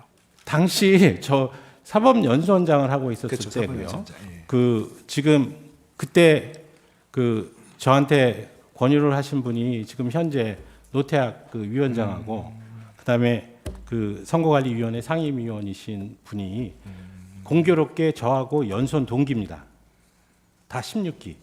그래서 잘 아시는 분들이에요. 아, 근데 아마 저한테 그 권유를 하시기 전에 외부적으로 외부에서 사무총장을 이제 모셔와서 이 난국을 타개해야겠다는 생각을 하셨던 것 같아요. 알겠습니다. 그런데 예, 시간이 없어서 자꾸 죄송합니다. 나머지 분들이 전부 이렇게 응해주시지 않으니까 저한테 와서 좀 어려운 일이니까 좀 도와달라고 얘기를 하는 과정에서 그런 얘기들이 다 나오고 네, 알겠습니다. 예. 죄송합니다. 시간이 없어가지고요. 그 보안 컨설팅 2번 받으셨잖아요. 그렇죠. 보안 컨설팅 이후에 이행 현장 점검 2번 받으셨잖아요. 네, 그렇습니다. 그렇죠. 그리고 그때 적정성 점수가 31.5점에서 71.5점으로 향상됐다. 바로 향상된 건 아니고요. 어쨌건 예, 22대 뭐 쭉, 전까지. 예. 그랬는데 그 피청구인은 2024년 12월 12일자 담화문에서 지난 24년 4월 총선을 앞두고도 문제 있는 부분에 대해 개선을 요구했지만 제대로 개선되었는지 알 수 없다. 네. 이렇게 말씀을 하셨거든요. 예. 근데 지금 점수가 72.5점까지 향상이 됐으면 개선이 된 거 아닌가요? 저는 됐다고 생각을 그렇죠. 했습니다. 그러면 예. 이런 개선 상황이 피청구인한테는 보고가 안 됐나요? 그러니까 선관위에서 직접적으로 대통령한테 보고할 사항은 아니고요. 누가 보고해야 되나요? 아니, 그러니까 국정원이 그 이행 점검을 했으니까 당연히 국정원에서 보고를 했다고 생각을 한 했어야 거죠. 되겠죠. 네. 근데 지금 피청구인이 이렇게 담화문에서도 개선이 됐는지 알 수 없다라고 하는 걸 보면 보고가 안 된 모양이죠. 그건 모르겠습니다. 그 지금 계속 문제가 되고 있는 인천 연수구 을 선거무효 소송 그거에 관련해 가지고 여쭤볼 건데요. 요게 지금 잘 보이시나요? 요게 지금 그 선거무효 소송에서 원고 즉 민경욱 의원 전 의원 쪽에서 주장하신 내용을 간략하게 지금 요약을 해 본 겁니다. 요 보시면은 투표 단계에서 미리 투표 결과 후보자별 투표수의 대강을 확정하고 그리고 두 번째로는 그 투표 단계에서 이건 사전 투표 단계인 것 같은데요. 선관위 서버를 먼저 조작을 합니다. 그래서 사전 투표수를 부풀려야 돼요. 그리고 세 번째로 위조된 불법 사전 투표지를 다량 제조한 다음에 사전 투표함에 미리 투입을 해놔야 됩니다. 그리고 개표 단계에서는 투표지 분류기를 먼저 조작을 해야 돼요. 그리고 선관위 서버를 조작해야 되고 그리고 그날 투표된 실물 투표지에 대해서 개표 상황표 수치랑 결과 공표 수치를 모두 조작을 해야 됩니다. 그래서 목표된 자기가 처음에 아까 투표 단계 1번에서 목표했던 수치에 근접하게 만들어야 돼요. 그리고 개표 이후에 증거 보전 이전에는 요게 아무리 맞추려고 해도 수치가 잘 안 맞을 수 있겠죠. 그래가지고 다량의 위조된 당일 투표지와 사전 투표지를 또 급조를 합니다. 그러고 나서 그 수치에 맞춰가지고 봉인된 투표함에서 넣어졌던 투표지를 빼고 자기들이 위조한 투표지를 집어넣어야 됩니다. 요게 원고가 주장한 부정선거의 논리입니다. 요 보시면은 제가 빨간색으로 표시해놨는데요. 조작과 불법 투입이 지금 몇 번이 이루어져 있냐면 대략 한 5에서 6번 정도 이루어집니다. 사무총장으로서 이거 가능하다고 보십니까? 이게 지금 그 부정선거 주장하시는 분들이 네, 한 맞습니다. 거라고요? 예. 기본적으로 잘 이해가 안 가는 부분은 네. 저희들 입장에서는 개표 단계에서 이미 다 확정이 된다고 보는 거거든요. 그 개표 현장에서 실질적으로 실물 투표지를 가지고 분석이 다 끝나는 건데 그 전에 예를 들어서 투표 단계나 분류기를 조작하거나 뭐 하는 것은 그러니까 개표장이나 투표장에서 뭔가 어떤 조작을 하면 모를까 그 개표 상황표가 확정되는 순간 다 끝나는 건데 그 이후에 뭐를 더 어떻게 한다는 건지 잘 모르겠어요. 그러니까 불가능하다고 보시는 거죠, 결국은. 그러니까 이런 이론들이 제가 아무리 보더라도 이 이론이 성립하지를 않으니까요. 예. 그리고 지금 공직선거법에 따르면은 투표나 개표 현장에는 정당 후보자들이 선정한 참관인들이 4명에서 8명 투표소마다 들어가게 돼 있죠. 그렇게 돼 인원수요? 있습니다. 예. 네, 법상으로 참관인이 참관인 최소 4명에서 네, 최대 8명까지 규정돼 들어가게 돼 있습니다. 있습니다. 근데 이게 모든 정당과 모든 후보자가 각각 추천을 할 수가 있는 거죠. 네. 예. 그런 각각의 이해관계인들이 잔뜩 모인 곳에서 저런 투표 조작 사태가 벌어질 수 있다고 생각하십니까? 그러니까 이게 조금 저희들이 쉽게 동의 못하는 이 시나리오 구조거든요.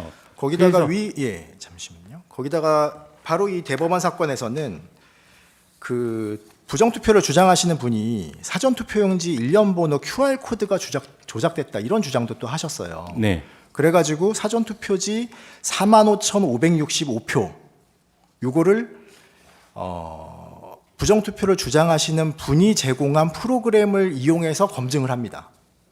그랬더니 그 검증 결과 선관위가 부여한 일련 번호랑 다 일치한다는 결론이 나왔어요. 그 계속 말씀드리는데 그거는 이 선거 소송을 통해서 이미 확정된 그 사실관계나 판단이에요. 네. 그런데 선관위 사무총장을 불러놓고 그런 내용에 대해서 자꾸 질문하는 게 예. 그게 무슨 의미가 있을까 싶습니다. 그러니까 여기까지만 제가 네. 부정선거에 대해서 여쭤보겠습니다. 종합해서 하나만 여쭤볼 건데요. 피청구인은 2025년 1월 15일에 자기 페이스북에다가 자필 편지를 올렸습니다. 네, 거기서도 부정선거를 주장했습니다. 그리고 이 사건에서도 답변서를 통해 가지고 부정선거 의혹을 계속해서 제기를 하고 있습니다. 심지어 그게 자기의 비상계엄 원인이라고도 합니다. 그런데 그런 주장 내용 전부 다 방금 보여드린 그 대법원 판결 사안에서 전부 다 제기된 의혹입니다. 즉 아까 증인께서 잘 말씀해 주셨듯이 전부 다 21대 총선에서 문제된 거죠. 네. 네. 그러면은 지금 증인이 사무총장으로서 치른 22대 국회의원 선거에서는 부정선거 있었나요? 저는 당연히 없었다고 생각을 합니다. 그리고 그러니까 과거에 선거관리위원회가 잘못한 점이 분명히 있어요. 지금 나타났고 그 국정원 컨설팅 과정에서도 이 서버의 보안이 취약했다는 점도 다 인정을 합니다. 그런데 22대 국선 과정을 치르면서 다 개선을 했다고 하거든요. 그렇다면 적어도 계속적으로 부정선거 시비 논란을 가져오기 위해서는 22대 국선에서도 그러면 어떤 일이 있었냐.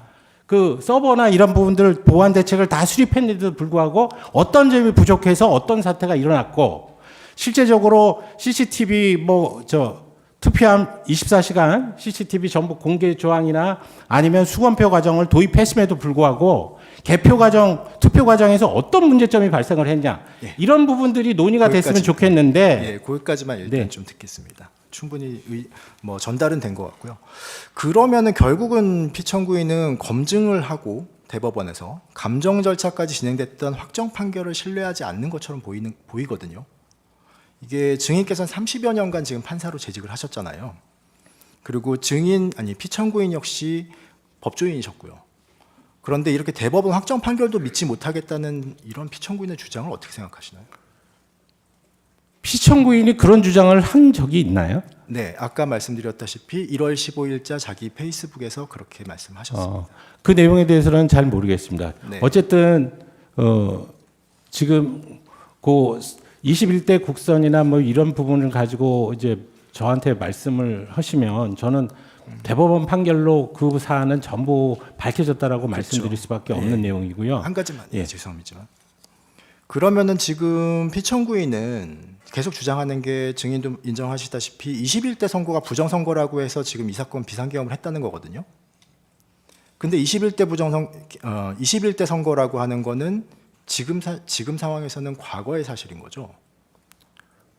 그렇죠. 그럴 수밖에 없지 예. 않았습니까? 그런데 판사를 하셔갖고 잘 아시겠지만 비상계엄 선포는 전시사변 또는 이에 준하는 비상사태가 현존해야 되는 거죠. 그 부분 질문을 안 하시는 것으로 하시죠. 예. 알겠습니다. 자, 그렇다면은 증인은 죄송한 말씀이시지만 피청구인과 대학 동기시죠. 대학 동기는 예. 맞습니다. 그리고 근데 피청구인이 지금 주장하는 부정선거 의혹에 대해서 증인에게 물어보거나 확인을 요청한 사실은 한 번도 없었죠. 네. 네. 근데 증인께서는 이런 부정선거 의혹 제기에 대해서 여러 번 선관위 보도자료를 내면서 반박을 하셨죠. 네. 네. 그런데도 지금 피청구인이 계속 부정선거를 주장하는 것은 결국 선관위 설명도 못 믿겠다는 거죠. 결국은 그렇게 되기는 합니다. 예. 이렇게 보면은 피청구인은 지금 국회는 반국가 단체다. 대법원도 못 믿겠다. 선관위도 못 믿겠다. 지금은 이 사건에서 헌법재판소도 못 믿겠다. 심지어 친구인 증인도 못 믿겠다. 이러는 건데 이 정도 되면 피청구인은 우리나라의 정상적인 시스템은 전부 배척하고 있는 거 아닌가요? 적절하지 않은 질문인 것 같습니다. 알겠습니다. 여기까지. 네. 피청구인 대리인께서 강조하신 그 일장기 투표, 네. 그 인천 연수구에서 민경욱 전 의원이 하신 인장기 투표인데 그게 그 연수구에서 그 표차가 1,900여 표차였고 아까 말씀하신 일장기 투표가 294표였는데 그 중에 원고가 오히려 137표가 무효가 되고 그 소외 후보는 111표가 무효돼서 오히려 이제 원고한테 불리한 결과가 되고 결과적으로 선거 결과에 아무런 영향을 미치지 못해서 결국 선거 무효 소송이 기각이 되지 않았습니까? 그 판결문에 그렇게 돼 있는 것으로 알고 있습니다. 예, 그러니까 지금 피청구인께서는 많이 강조하셨지만 제안하겠습니다. 예. 피청구인 17분 하십시오. 증인 신문하기에 앞서서 소추인 쪽에서 지금 피청구인 우리 대통령께서 하시는 그 말을 약간 오해를 하셔가지고 그 전제하에서 지금 우리 증인께 신문하셨는데 대통령께서 주장하신 것은 부정선거가 자행되었다고 단정하는 게 아닙니다. 국민들 사이에 선거 제도를 신뢰하지 못하고 끊임없이 논쟁이 제기되고 있기 때문에 그 시스템을 점검해서 선거 제도의 신뢰성을 회복해야 할 필요가 있다. 그러지 아니하면 이게 계속될 수밖에 없기 때문에 그런 시각에서 말씀을 하신 거고 지적을 한 겁니다. 제 만내 신문을 하기에 앞서서 몇 가지만 주시면 사항과 관련해서 물어보겠습니다. 증인 그 법관으로서 오래 재직하셨으니까 뭐 공직자로서의 자세라든지 이것도 다 잘 아시는 분이고 그 법원에서 하는 판례 중에서 의료 소송이나 공해 소송 같은 경우에 입증 책임이 좀 바뀌어져 있는 거 잘 아시죠? 네. 그게 왜 그렇게 입증 책임을 바꿉니까? 증거의 편제 현상을 해소하기 위한 것입니다. 그렇죠. 근데 지금 대법원에서 그 지금 증인 말씀에 의하면은 126건이 다 이제 선관위에서 승소했다고 말씀하셨는데 실제 재검표가 이루어진 건 몇 건인지 혹시 아십니까? 정확하게 모릅니다. 모릅니까? 제가 듣기로 한 5건만 재검표를 했다고 들었습니다. 그 다음에 그 판결문을 보면 결론 부분에 원고가 주장하는 그런 방법으로 과연 부정선거가 자행되었는지 안 했는지 원고가 7건이라고 합니다. 예. 7건만 재검표가 됐습니다. 그런데 그 판결문에 보면 부정선거가 자행되었다고 주장하는 원고가 범인을 특정하고 일시 장소를 특정하고 그 구체적인 범행 방법을 다 입증하지 않았기 때문에 선거가 무효가 아니다 이렇게 판결합니다. 이거를 일반 국민들이 어떻게 받아들이냐면 중앙선거관리위원장은 대법관, 중앙선거관리위원 중에 상당수는 법관 출신, 각급 선거관리위원회 위원장은 판사, 그리고 선거의 모든 자료는 중앙선거관리위원회가 가지고 있고 그러면 이건 심판장과 플레이어가 한 몸이 되어 있는 상황이고 이게 만약에 선거 무효가 되면은 대법관과 부장판사들도 법적인 책임이 질 거기 때문에 이게 다른 소송에서는 증거의 편제, 증거의 관리가 일방에 있기 때문에 입증 책임을 완화함에도 불구하고 정작 국민 주권을 행사하는 중요한 선거 소송에 있어서는 마치 원고한테 검사한테 입증 책임을 구하듯이 그렇게 판결한 게 맞느냐는 게 지금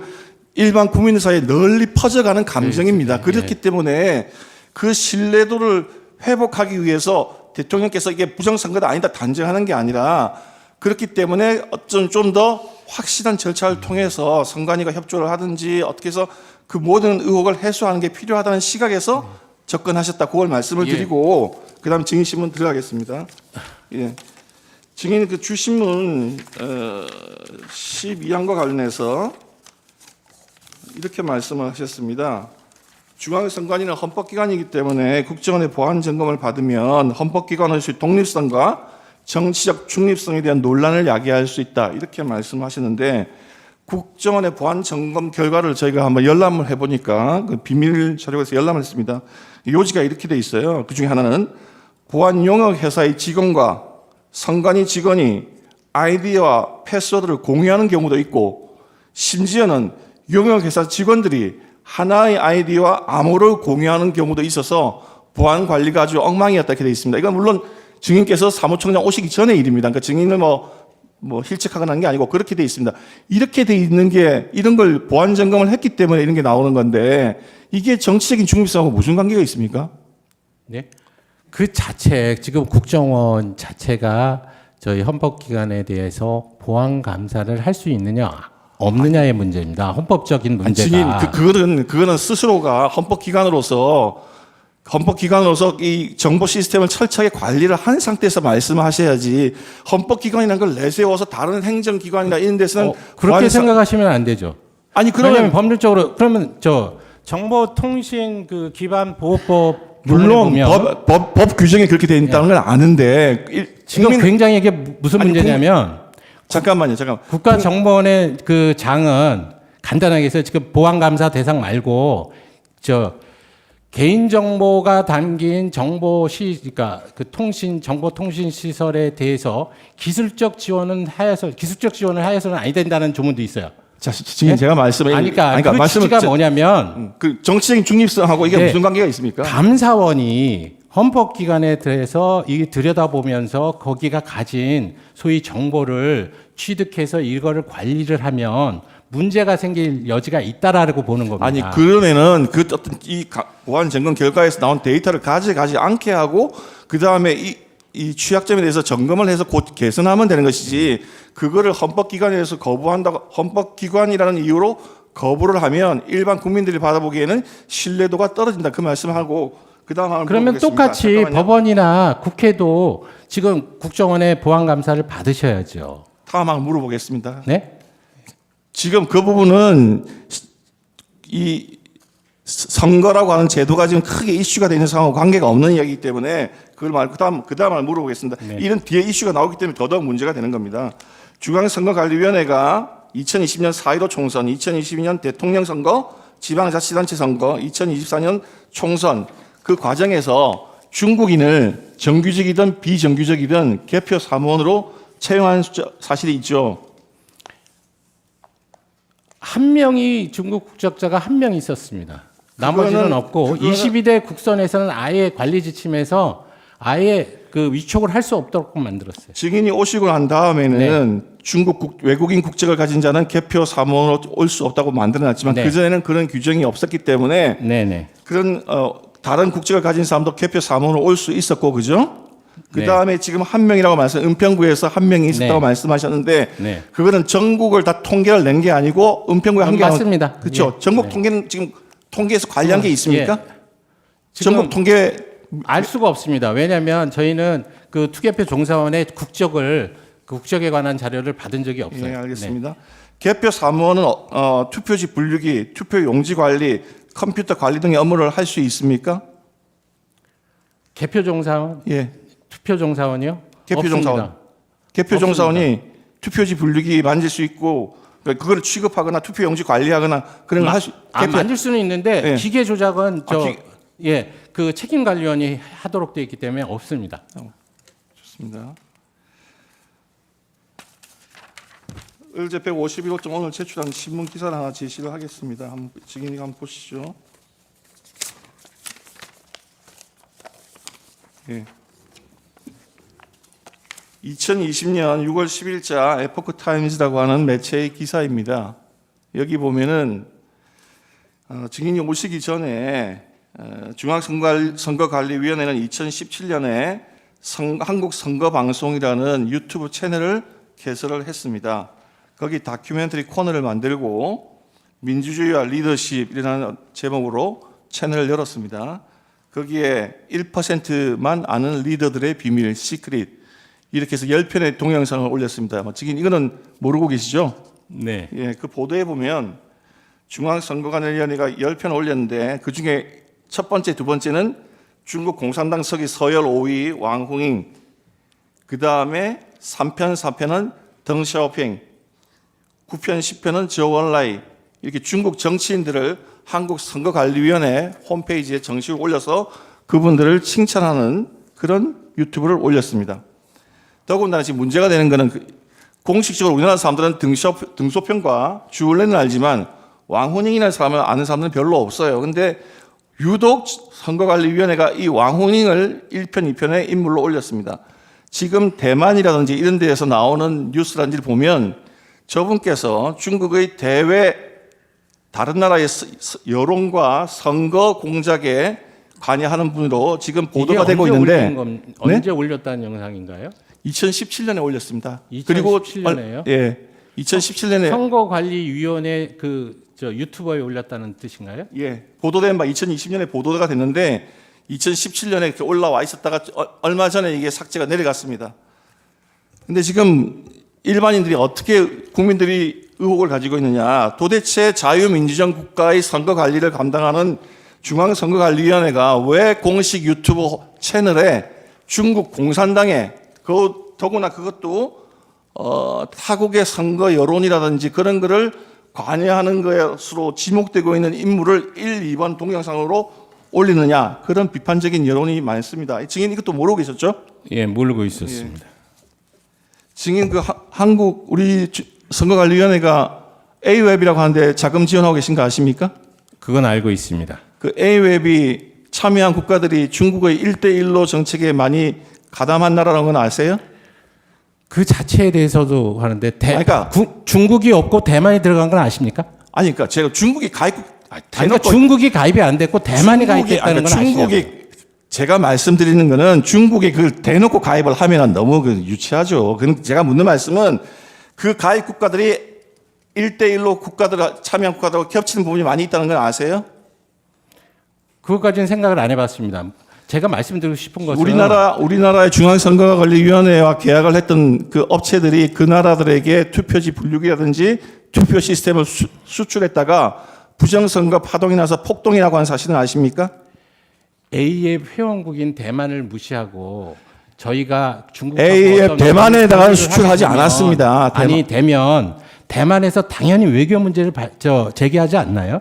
대만에다 수출했다는 이야기 하는 거 아니고 지금 제가 말씀드린 다른 나라 아니 자꾸 중국을 말씀하시니까 그러는 거예요. 제가 대만은 최근에 개표 제도를 완전히 바꿨습니다. 아니 대만이 자신들을 무시하고 중국에 대해서 회원국도 아닌 중국과 선관위가 교류를 하면 시간이 짧게 됐기 때문에 대만이 외교적으로 이의 제기를 안 하겠냐 그 말씀을 드리는 거예요 지금. 넘어가겠습니다. 주신문 23화와 관련해서 물어보겠습니다. 증인 보안 점검 미실시된 전산 장비가 일선 직원들의 일상 업무에 수행되는 PC가 대부분이다. 그렇게 말씀을 하셨는데 일상 업무용 PC도 악성 코드나 이메일 해킹이 되면 거기서 업무망이라든지 선거망으로 타고 들어갈 수 있다는 건 아세요? 과거에 지금 접점이 몇 개 있어가지고 그런 보안 컨설팅 결과에서 나왔는데요. 그 부분을 전부 정리를 해서 그러니까 그렇게 타고 들어갈 수 지금은 있다는 안 된다는 겁니다. 그러니까 간단하게 얘기해서 서버를 지키는 게 중요하잖아요. 서버에 접촉할 수 있는 내부망 PC는 그 정보 보안 그 업무를 담당하는 담당자의 PC만으로 제한해놓고 지금 하고 있기 때문에 외부에서 다른 일반 직원들이 외부망 PC나 내부망 그러니까 업무망 PC 가지고는 이 서버에 접근할 수가 없어요. 지금 상황이. 그걸 말씀을 드리는 거예요. 25원 관련해서 물어보겠습니다. 국정원의 보안 지금 증인께서는 아까 그 자체 보안 시스템을 일부 적용하지 않았기 때문에 국정원이 해킹할 수 있다 이렇게 말씀하셨는데 국정원 조사 결과에 따르면은 첫 번째는 시스템 내부에 점검 툴을 설치하는 방법이고 두 번째는 외부 인터넷 망을 통해서 침투하는 방법을 사용했다 그렇게 말씀합니다. 그래서 중앙선거관리위원회가 보안 관제 시스템을 작동을 하든지 안 하든지 관계없이 인터넷으로 들어가는 것은 다 해킹이 가능했다. 그렇게 이야기하고 있는 건 아시죠? 그렇게 얘기하고 있는 부분에 대해서 저희가 얘기하지 않습니까? 그쪽에서 비협조라고 하는 사항으로 들고 있는 게 저희하고 상의 없이 모의 해킹을 위해서 점검 툴을 설치한 부분이 있어요. 증인, 그거는 제가 방금 말씀하신 두 가지 유형 중에서 첫 번째 일을 하시는데요. 그게 적발이 돼가지고 우리가 삭제를 해버립니다. 아니, 그러니까 말씀 들으세요. 내용은 내부에다 심는 것뿐만 아니라 그 점검 툴 자체를 원래 보안 점검은 두 가지 방법으로 하는데 첫 번째 방법은 내부에 그 점검 툴을 심는 방법이고 두 번째 결국은 내부에 점검 툴을 심는 거와 외부 망을 통해서 해킹한 거하고 동일한 사안이 됐다 그런 말씀을 드리는 아닙니다. 거예요. 그거는 지금 아까 좀 전에 여기 그 센터장에 나와서 말씀을 하시는데 두 가지 방법이 있는데 지금 보안 관제 시스템을 작동했다고 하는 건 그거는 관계없이 외부에서 인터넷으로 침입이 가능했고 두 번째는 지금 말씀하시는 그 점검 툴을 설치하는 거 그거를 지금 우리 중앙선관위 관제 시스템이 적발을 했다고 하시는데 이 점검 툴은 굉장히 단순한 툴이기 때문에 전문 해커들이 설치되는 것 자체가 문제고 메모리에 의해서 쉽게 설치할 수 있다고 하는 것 자체가 문제였고 두 번째는 그 센터장 말씀에 의하면은 전문 해커들은 세계 10대 보안 프로그램을 돌려서 그걸 뚫는 정도의 수준을 가지고 설치를 하기 때문에 지금 간단한 그 점검 툴 설치가 됐다는 것 자체가 이게 보안 시스템이 허술하다는 걸 말씀하거든요. 그러니까 점검 툴 자체를 저희 시스템이 보안 시스템이 적발해서 그거를 삭제를 하는 그 기능을 갖고 있다라는 뜻입니다. 원래 점검 툴을 설치할 테니까 그걸 삭제하지 말라고 미리 이야기했다고 하는 사실은 모르시나요? 아니라니까요. 그게 삭제가 되니까 26강 관련해서 물어보겠습니다. 다른 쪽으로는 안 되니까 이거는 우리가 설치한 거니까 이거를 만약 삭제를 하게 되면 이 해킹 실험이 되지를 않으니까 이걸 좀 더 달라라고 얘기를 해서 저희가 그냥 그거를 삭제 안 하고 인터넷으로 해킹이 다 됐는데 무슨 말씀하십니까? 인터넷으로 해킹해가지고 다 인터넷 해킹이라는 는 접점을 말하는 겁니다. 내부망과 서버 사이에 인터넷에서 업무망을 통하는 접점이 있고 접점이 있어서 그 당시 실제적으로 들어가는 거를 하는 것이고 시간이 지금 짧으니까 좀 증인 그 직원들은 행정 등산망의 일부를 사용해가지고 업무망과 그 인터넷망 사이 자료를 주고받고 늘 했어요. 그래서 그걸 타고 들어갈 수 있는 그런 허점이 그 당시 존재했기 때문에 그거는 당연한 거고 그 다음에 이걸 물어보겠습니다. 증인이 아까 중앙선거관리위원회가 국정원에게 전산망 구성 등 필요한 자료를 제공을 했다고 말씀하셨는데 정작 중요한 IP 주소라든지 서버 용도 등을 다 삭제해서 제공한 사실 아십니까? 그게 보안 관계 때문에 삭제를 했었는데 그것 때문에 작업이 어렵다고 그래서 안 가린 상태에서 완전한 그 정보를 다 제공했어요. 사후에. 그래가지고 벌써 시간이 들어간 거죠. 시간이 8주인데. 그래서 지금 백 차장님이 그다음에- 어떻게 진술을 했는지 모르겠는데 잠깐만 그다음에 또 물어보겠습니다. 일단 처음에 제공 안 하신 건 맞고 두 번째 제공받은 내용 가지고 실제적으로 작업이 이루어지지 않았습니까? 시간이 8주로 제한돼 있고 행정직과 전산직 한 명씩 제공을 했었죠. 근데 그 사람들이 6시만 되면 퇴근을 하니까 제한된 시간에 처음부터 IP 주소라는 게 있으면 시간이 단축이 되는데 그렇지 않은 상태에서 시간이 소요가 됐기 때문에 말씀합니다. 네. 그 다음에 예. 주신문상 28항 29항과 관련해서 30항 30항에 대해서 물어보겠습니다. 증인 이번 국정원 모의 해킹 결과 지자체 협력 없이도 선관위 홈페이지를 해킹하거나 제외 공간의 PC를 통해서 선관위의 선거망 서버들에 들어가가지고 통합선거인 명부 전체를 탈취하는 것, 사전투표관리관의 사인, 지방선거관리위원회의 청인 탈취가 다 가능했다고 하는데 그건 보고 받으셨죠? 그 보안 컨설팅 당시의 결과 네. 보고죠? 네. 네. 예, 제안하겠습니다. 예. 정인 신문을 마칠까 합니다. 예. 또 당부받은 것도 있어서 예. 한두 가지만 더 질문을 좀 해도 되겠습니까? 하십시오. 예. 그 증인은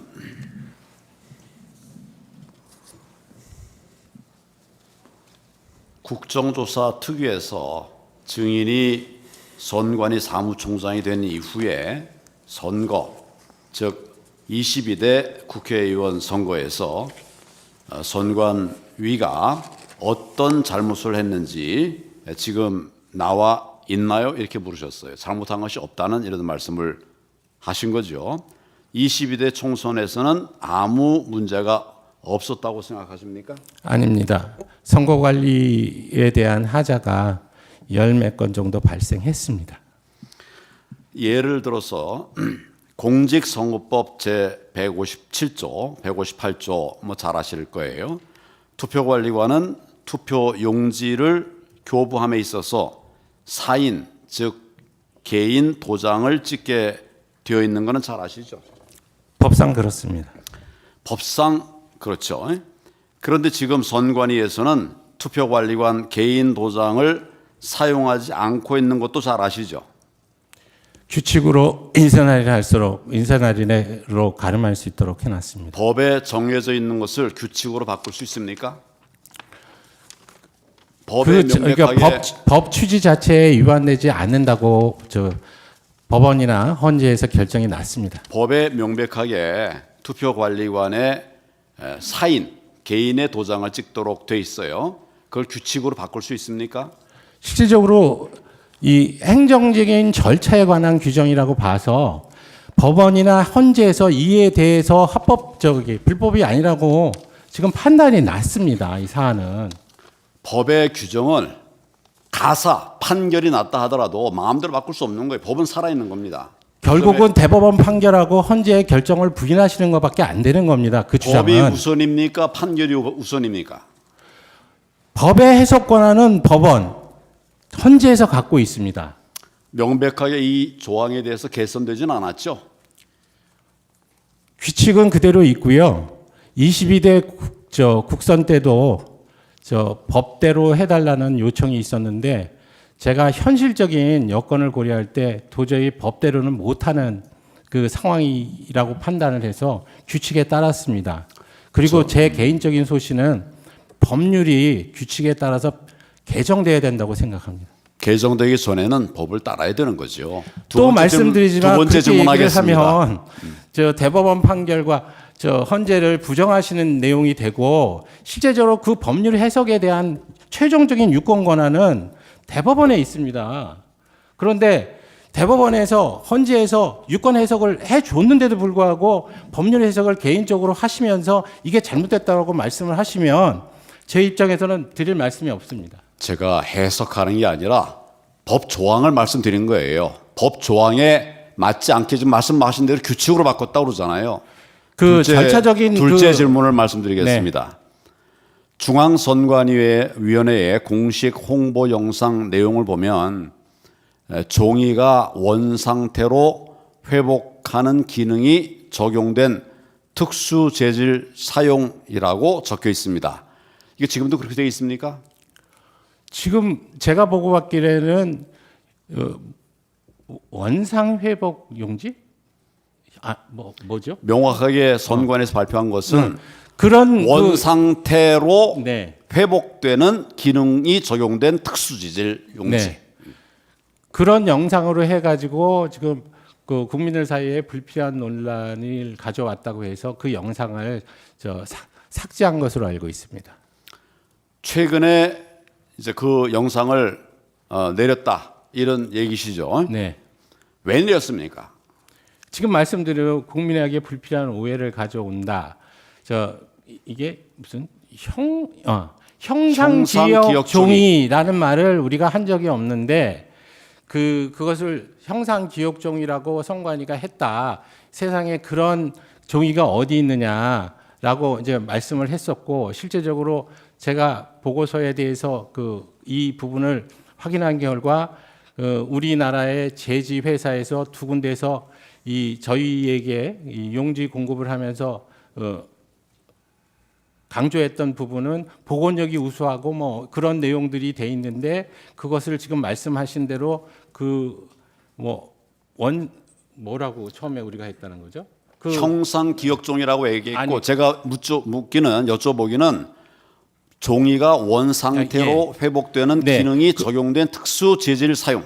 네, 그렇게 그런 문구가 있는 유튜브를 만들었다고 해서 그렇죠. 영상이 올렸죠. 불필요한 오해, 즉 복원력이 강하다 이런 정도의 문구였는데 이게 너무 이상하게 만들었다라고 해서 형상기억종이가 어디 있느냐라는 그런 분란을 초래하게 돼서 삭제한 것으로 알고 있습니다. 이게 이제 원인이 된 것은 빳빳한 투표지, 한 번도 접지 않은 빳빳한 투표지들이 너무 많이 나오니까 이걸 지적하니까 형상기억종이라는 얘기를 한 거예요. 지금 우리 사무총장께서는 한 번도 접어본 적이 없는 빳빳한 투표지가 재검표나 또는 개표 현장에서 나오는 것이 가능하다고 생각하십니까? 이건 역시 똑같이 21대 국선의 선거 소송에서 다뤄졌던 주제고요.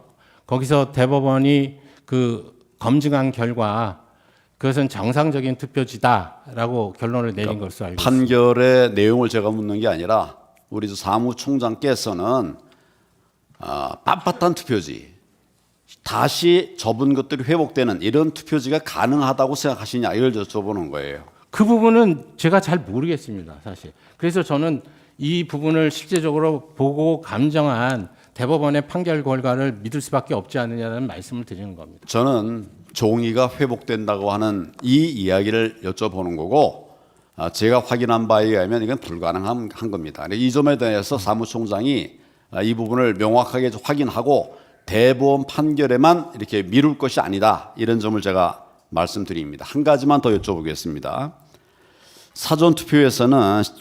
사전투표소에서는 CCTV를 가리게 돼 있습니까?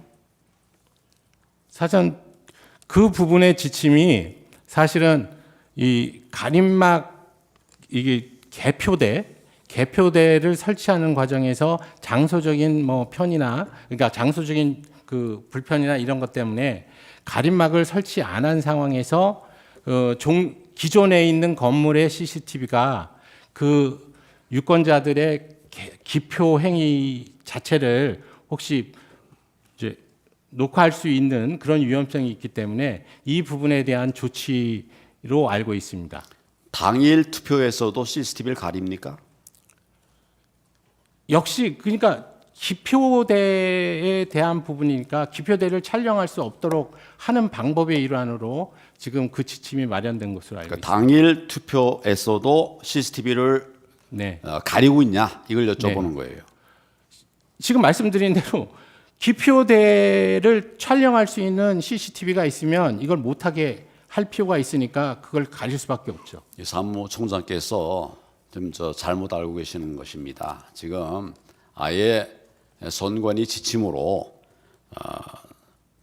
당일 투표소에서는 CCTV를 가리질 않아요. 근데 사전 투표소에서만 CCTV를 가린다. 이 점을 한번 명확하게 제가 다시 그러면 확인은 해보겠지만 저는 그 지침을 그렇게 해석을 안 했었고 제가 그런 지침을 내린 적도 없습니다. 아니 이거는 사전 투표와 본 투표가 다를 이유가 없고요. 이 부분은 기표하는 그 과정이 녹화가 되지 않도록 하는 조치의 일환입니다. 첫째로 그거 왜 녹화 안 되게 합니까? 둘째로 제가 명확하게 확인하고 얘기하는 거예요. 당일 투표에서는 가리질 않아요. 근데 사전 투표에서는 가립니다. 한번 확인해 보시고 나중에 답변을 해 주시기를 바랍니다. 이건 제가 명확한 사실을 갖고 얘기하는 거니까 이게 둘 다 가린다. 이건 거짓말입니다. 그 정도 이 점을 참조하십시오. 그 청구인에게 같은 시간 부여하겠습니다. 증인을 빨리 보내드려야 될 것 같습니다. 하지 않겠습니다. 지금 어차피 이제 부정선거에 대해서는 마지막 승인이고 더 이상 저희가 다툴 기회가 이제 없는 상태인데요. 그러면 3분 하십시오. 잠깐 3분만 그러면 두세 개만 물어보겠습니다. 증인 국회에서 저번에 사전 선거에 있어서는 선거 규칙에 아주 위배된 부분이 좀 있었다 이렇게 진술한 적이 있었죠. 네. 예, 그게 어떤 위배 사항들인가요? 지금 말씀하신 우리 황교안 우리 대리인께서 말씀하신 법하고 규칙의 괴리를 말씀드린 것 같습니다. 그게 다인가요? 지금 생각으로는 그런 것 같습니다. 국회에서 어떤 답변을 제가 드렸는지는 모르겠는데 영상에 하여튼 그렇게 나온다고 누가 제보를 해줘가지고 저도 직접 보지 못했습니다. 근데 그리고 이건 하도 사람들이 많이 관심을 갖고 있는 부분이니까 수원 연수원 제2생활관이 외국인 공동주택이라고 등기가 되어 있는 이유가 뭔가요? 그 건물은 최초의 우리 건물이 아니고요. 농어촌 공사가의 건물입니다. 그리고 농어촌 공사가 그 건물을 지었을 때 농어촌 후계자, 개발도상국의 농어촌 후계자를 데리고 와서 교육시키는 시설로 활용했던 거예요. 그래서 외국인 숙소 시설로 지금은 그것을 저희가 2017년인가 19년도에 양해를 받았습니다. 그랬으면은 이제 외국인 전용 시설이라는 것도 바꾸고 예, 수원 그 바- 연수원 네, 그래서 건물이 두 개나 바꿔야 되지 않습니까? 되는데 예. 건물 명칭만 제2생활관이라고 하고 예. 용도를 안 바꾸는 바람에 예. 그게 그냥 남아 있는데 이번에 조치를 해서 바꿨는데 뭐 곧 허물 건물이라고 하고는 거기 있어요. 외국인들이 그 숙박하거나 아 그런 적 있었던 거 없습니다. 전혀 없다고요? 예. 그 요번에 그 민주당에서 했을 때 민간인 8명 있었다 그랬는데 그 민간인들은 거기 왜 출입을 하나요? 누가 민간? 아 혹시 그 제1생활관에 사무총장님이 직접 말씀하신 건데 네, 민간인이 민간인 8명 여덟은 있었다고. 예. 교육생에 플러스 강사하시는 민간인이 8명이 제1생활관에 그때 계엄 당시에 교육이 있어서 거기서 머물고 있었어요. 알겠습니다. 그리고 그 어차피 지금 이게 헌법기관인 수원연수원 선관위에 군인을 진입시켰다. 이게 그 탄핵사유라고 지금 주장을 하고 있는 것이니까. 근데 지금 저 선관위 측에서는 군인들이 거기서 아무것도 안 했다는 것이죠. 아 일단 진입한 게 문제라고. 진입은 안 했잖아요. 진입 안 했다고 지금 아니, 부정했지 연수원? 않습니까? 연수원에. 연수원이고. 그러니까 연수원하고 사당 청사에 대해서는 저희가 특별히 어떤 네. 의견을 제시한 적이 지금 없고요. 민주당 측에서 우리가 군인들이 체포 감금을 했다. 그래서 인신에 그 피해를 입혔다 이렇게 주장을 해왔기 때문에 체포 그런 사실이 없는 건 확실합니까? 아니 그러니까 지금 과천 청사에 있었다는 얘기입니다. 과천 청사에서는 그 사진만 찍은 것이고 아니요. 지금 여기서 민주당 의원들이 주장하는 그러니까 것은 소위 그 강금이라고 연수원에서- 보는 이유가 예. 과천 청사는 그 들어오신 그 계엄군이 예. 일단 행동 통제를 하면서 휴대폰을 압수를 해요. 뭐 그거는 그러니까- 신문에 나온 내용인데 확인된 네, 부분은 네. 아니니까. 근데 그 그러니까 연수원에서는 그 자체가 이제 그 체포 감금이 된다는 겁니다. 제안하겠습니다. 예, 예. 자, 청구인에게 같은 시간 부여하겠습니다. 지금 이제 원래는 답변을 안 하시려고 했던 부분인 것 같은데 그 부분 질문이 나와서 저도 한 가지만 좀 여쭤보겠습니다. 지금 과천청사에 계엄군이 들어와서 전산실 확보한 거는 맞죠? 저쪽에서는 사진만 지금 찍었다고 하시는데 실제로 그 전산실에 있었던 당직 직원 밖으로 나오게 하고 거기 그 앞에서 핸드폰 뺐고 그리고 전산실 확보하셨잖아요. 네, 확보했잖아요. 기본적으로 그렇죠? 행동 통제를 받은 건 예, 맞습니다. 맞습니다. 예. 그리고 당직실에 들어가가지고 당직 쓰고 있던 그 직원들을 당직실에 감금했던 것도 맞죠. 거기에서 행동 감금이란 통제- 용어는 예. 뭐한데 하여튼 행동 통제를 예, 받은 건 맞습니다. 예. 거기서 유선 전화도 다 전원 차단해 갖고 외부 연락 끊은 것도 맞죠. 네, 외부 연락을 끊어서 제가 그 계엄군이 진입했다는 사실도 모르고 그렇죠. 있었습니다. 예. 원래는 당연히 그 직원들이 사무총장님께 전화를 해서 그 사실을 알렸겠죠. 당연히 그랬겠죠. 그렇죠. 그리고 알렸으면은 당연히 사무총장님도 뭔가 조치를 취하셨겠죠. 뭐 어차피 그 TV를 보고 제가 먼저 선 조치를 취하게 된 건 맞습니다. 그러니까 어쨌든 그 행동 통제를 받은 건 맞기 때문에 네. 그때 혹시 지금 선 조치를 취하셨다고 했는데 어떤 조치 취하셨는지 뭐 말씀을 해주실 수 있을까요? 일단은 제 생각에는 뭔가 어떻게 해야 되는지 그래서 계엄군이 진입했다는 사실은 보고가 없었으니까 모르고 다만 국가적인 그 큰 일이 벌어졌으니까 선관위 입장에서는 어떤 사후 대책이 필요한가 싶어서 일단 실국장들한테 연락을 해서 이 부분에 대해서 뭐 모여서 회의를 할 거냐 아니면 어떻게 할 거냐 이런 부분에 대한 소위 그런 의견을 유선상으로 나눴습니다. 최종적으로 지금 이제 법조인도 30년 이상 하시고 그리고 선관위 사무총장도 하시고 계신데 지금 이렇게 계엄군이 선관위에 무작정 들어와서 피청구인은 뭐 서버 점검이었다 뭐 이런 변명도 하시는데 이런 상황이 선거관리위원회의 어떤 독립성이라든지 이런 부분에 대해서 어떤 침해를 갖고 온다고 생각하시나요? 기본적으로 공직선거법에도 있고 저희 그 우리나라의 불행한 역사에 의해서 선거관리위원회가 다른 외국과 달리 헌법기관화돼 있다는 사실입니다.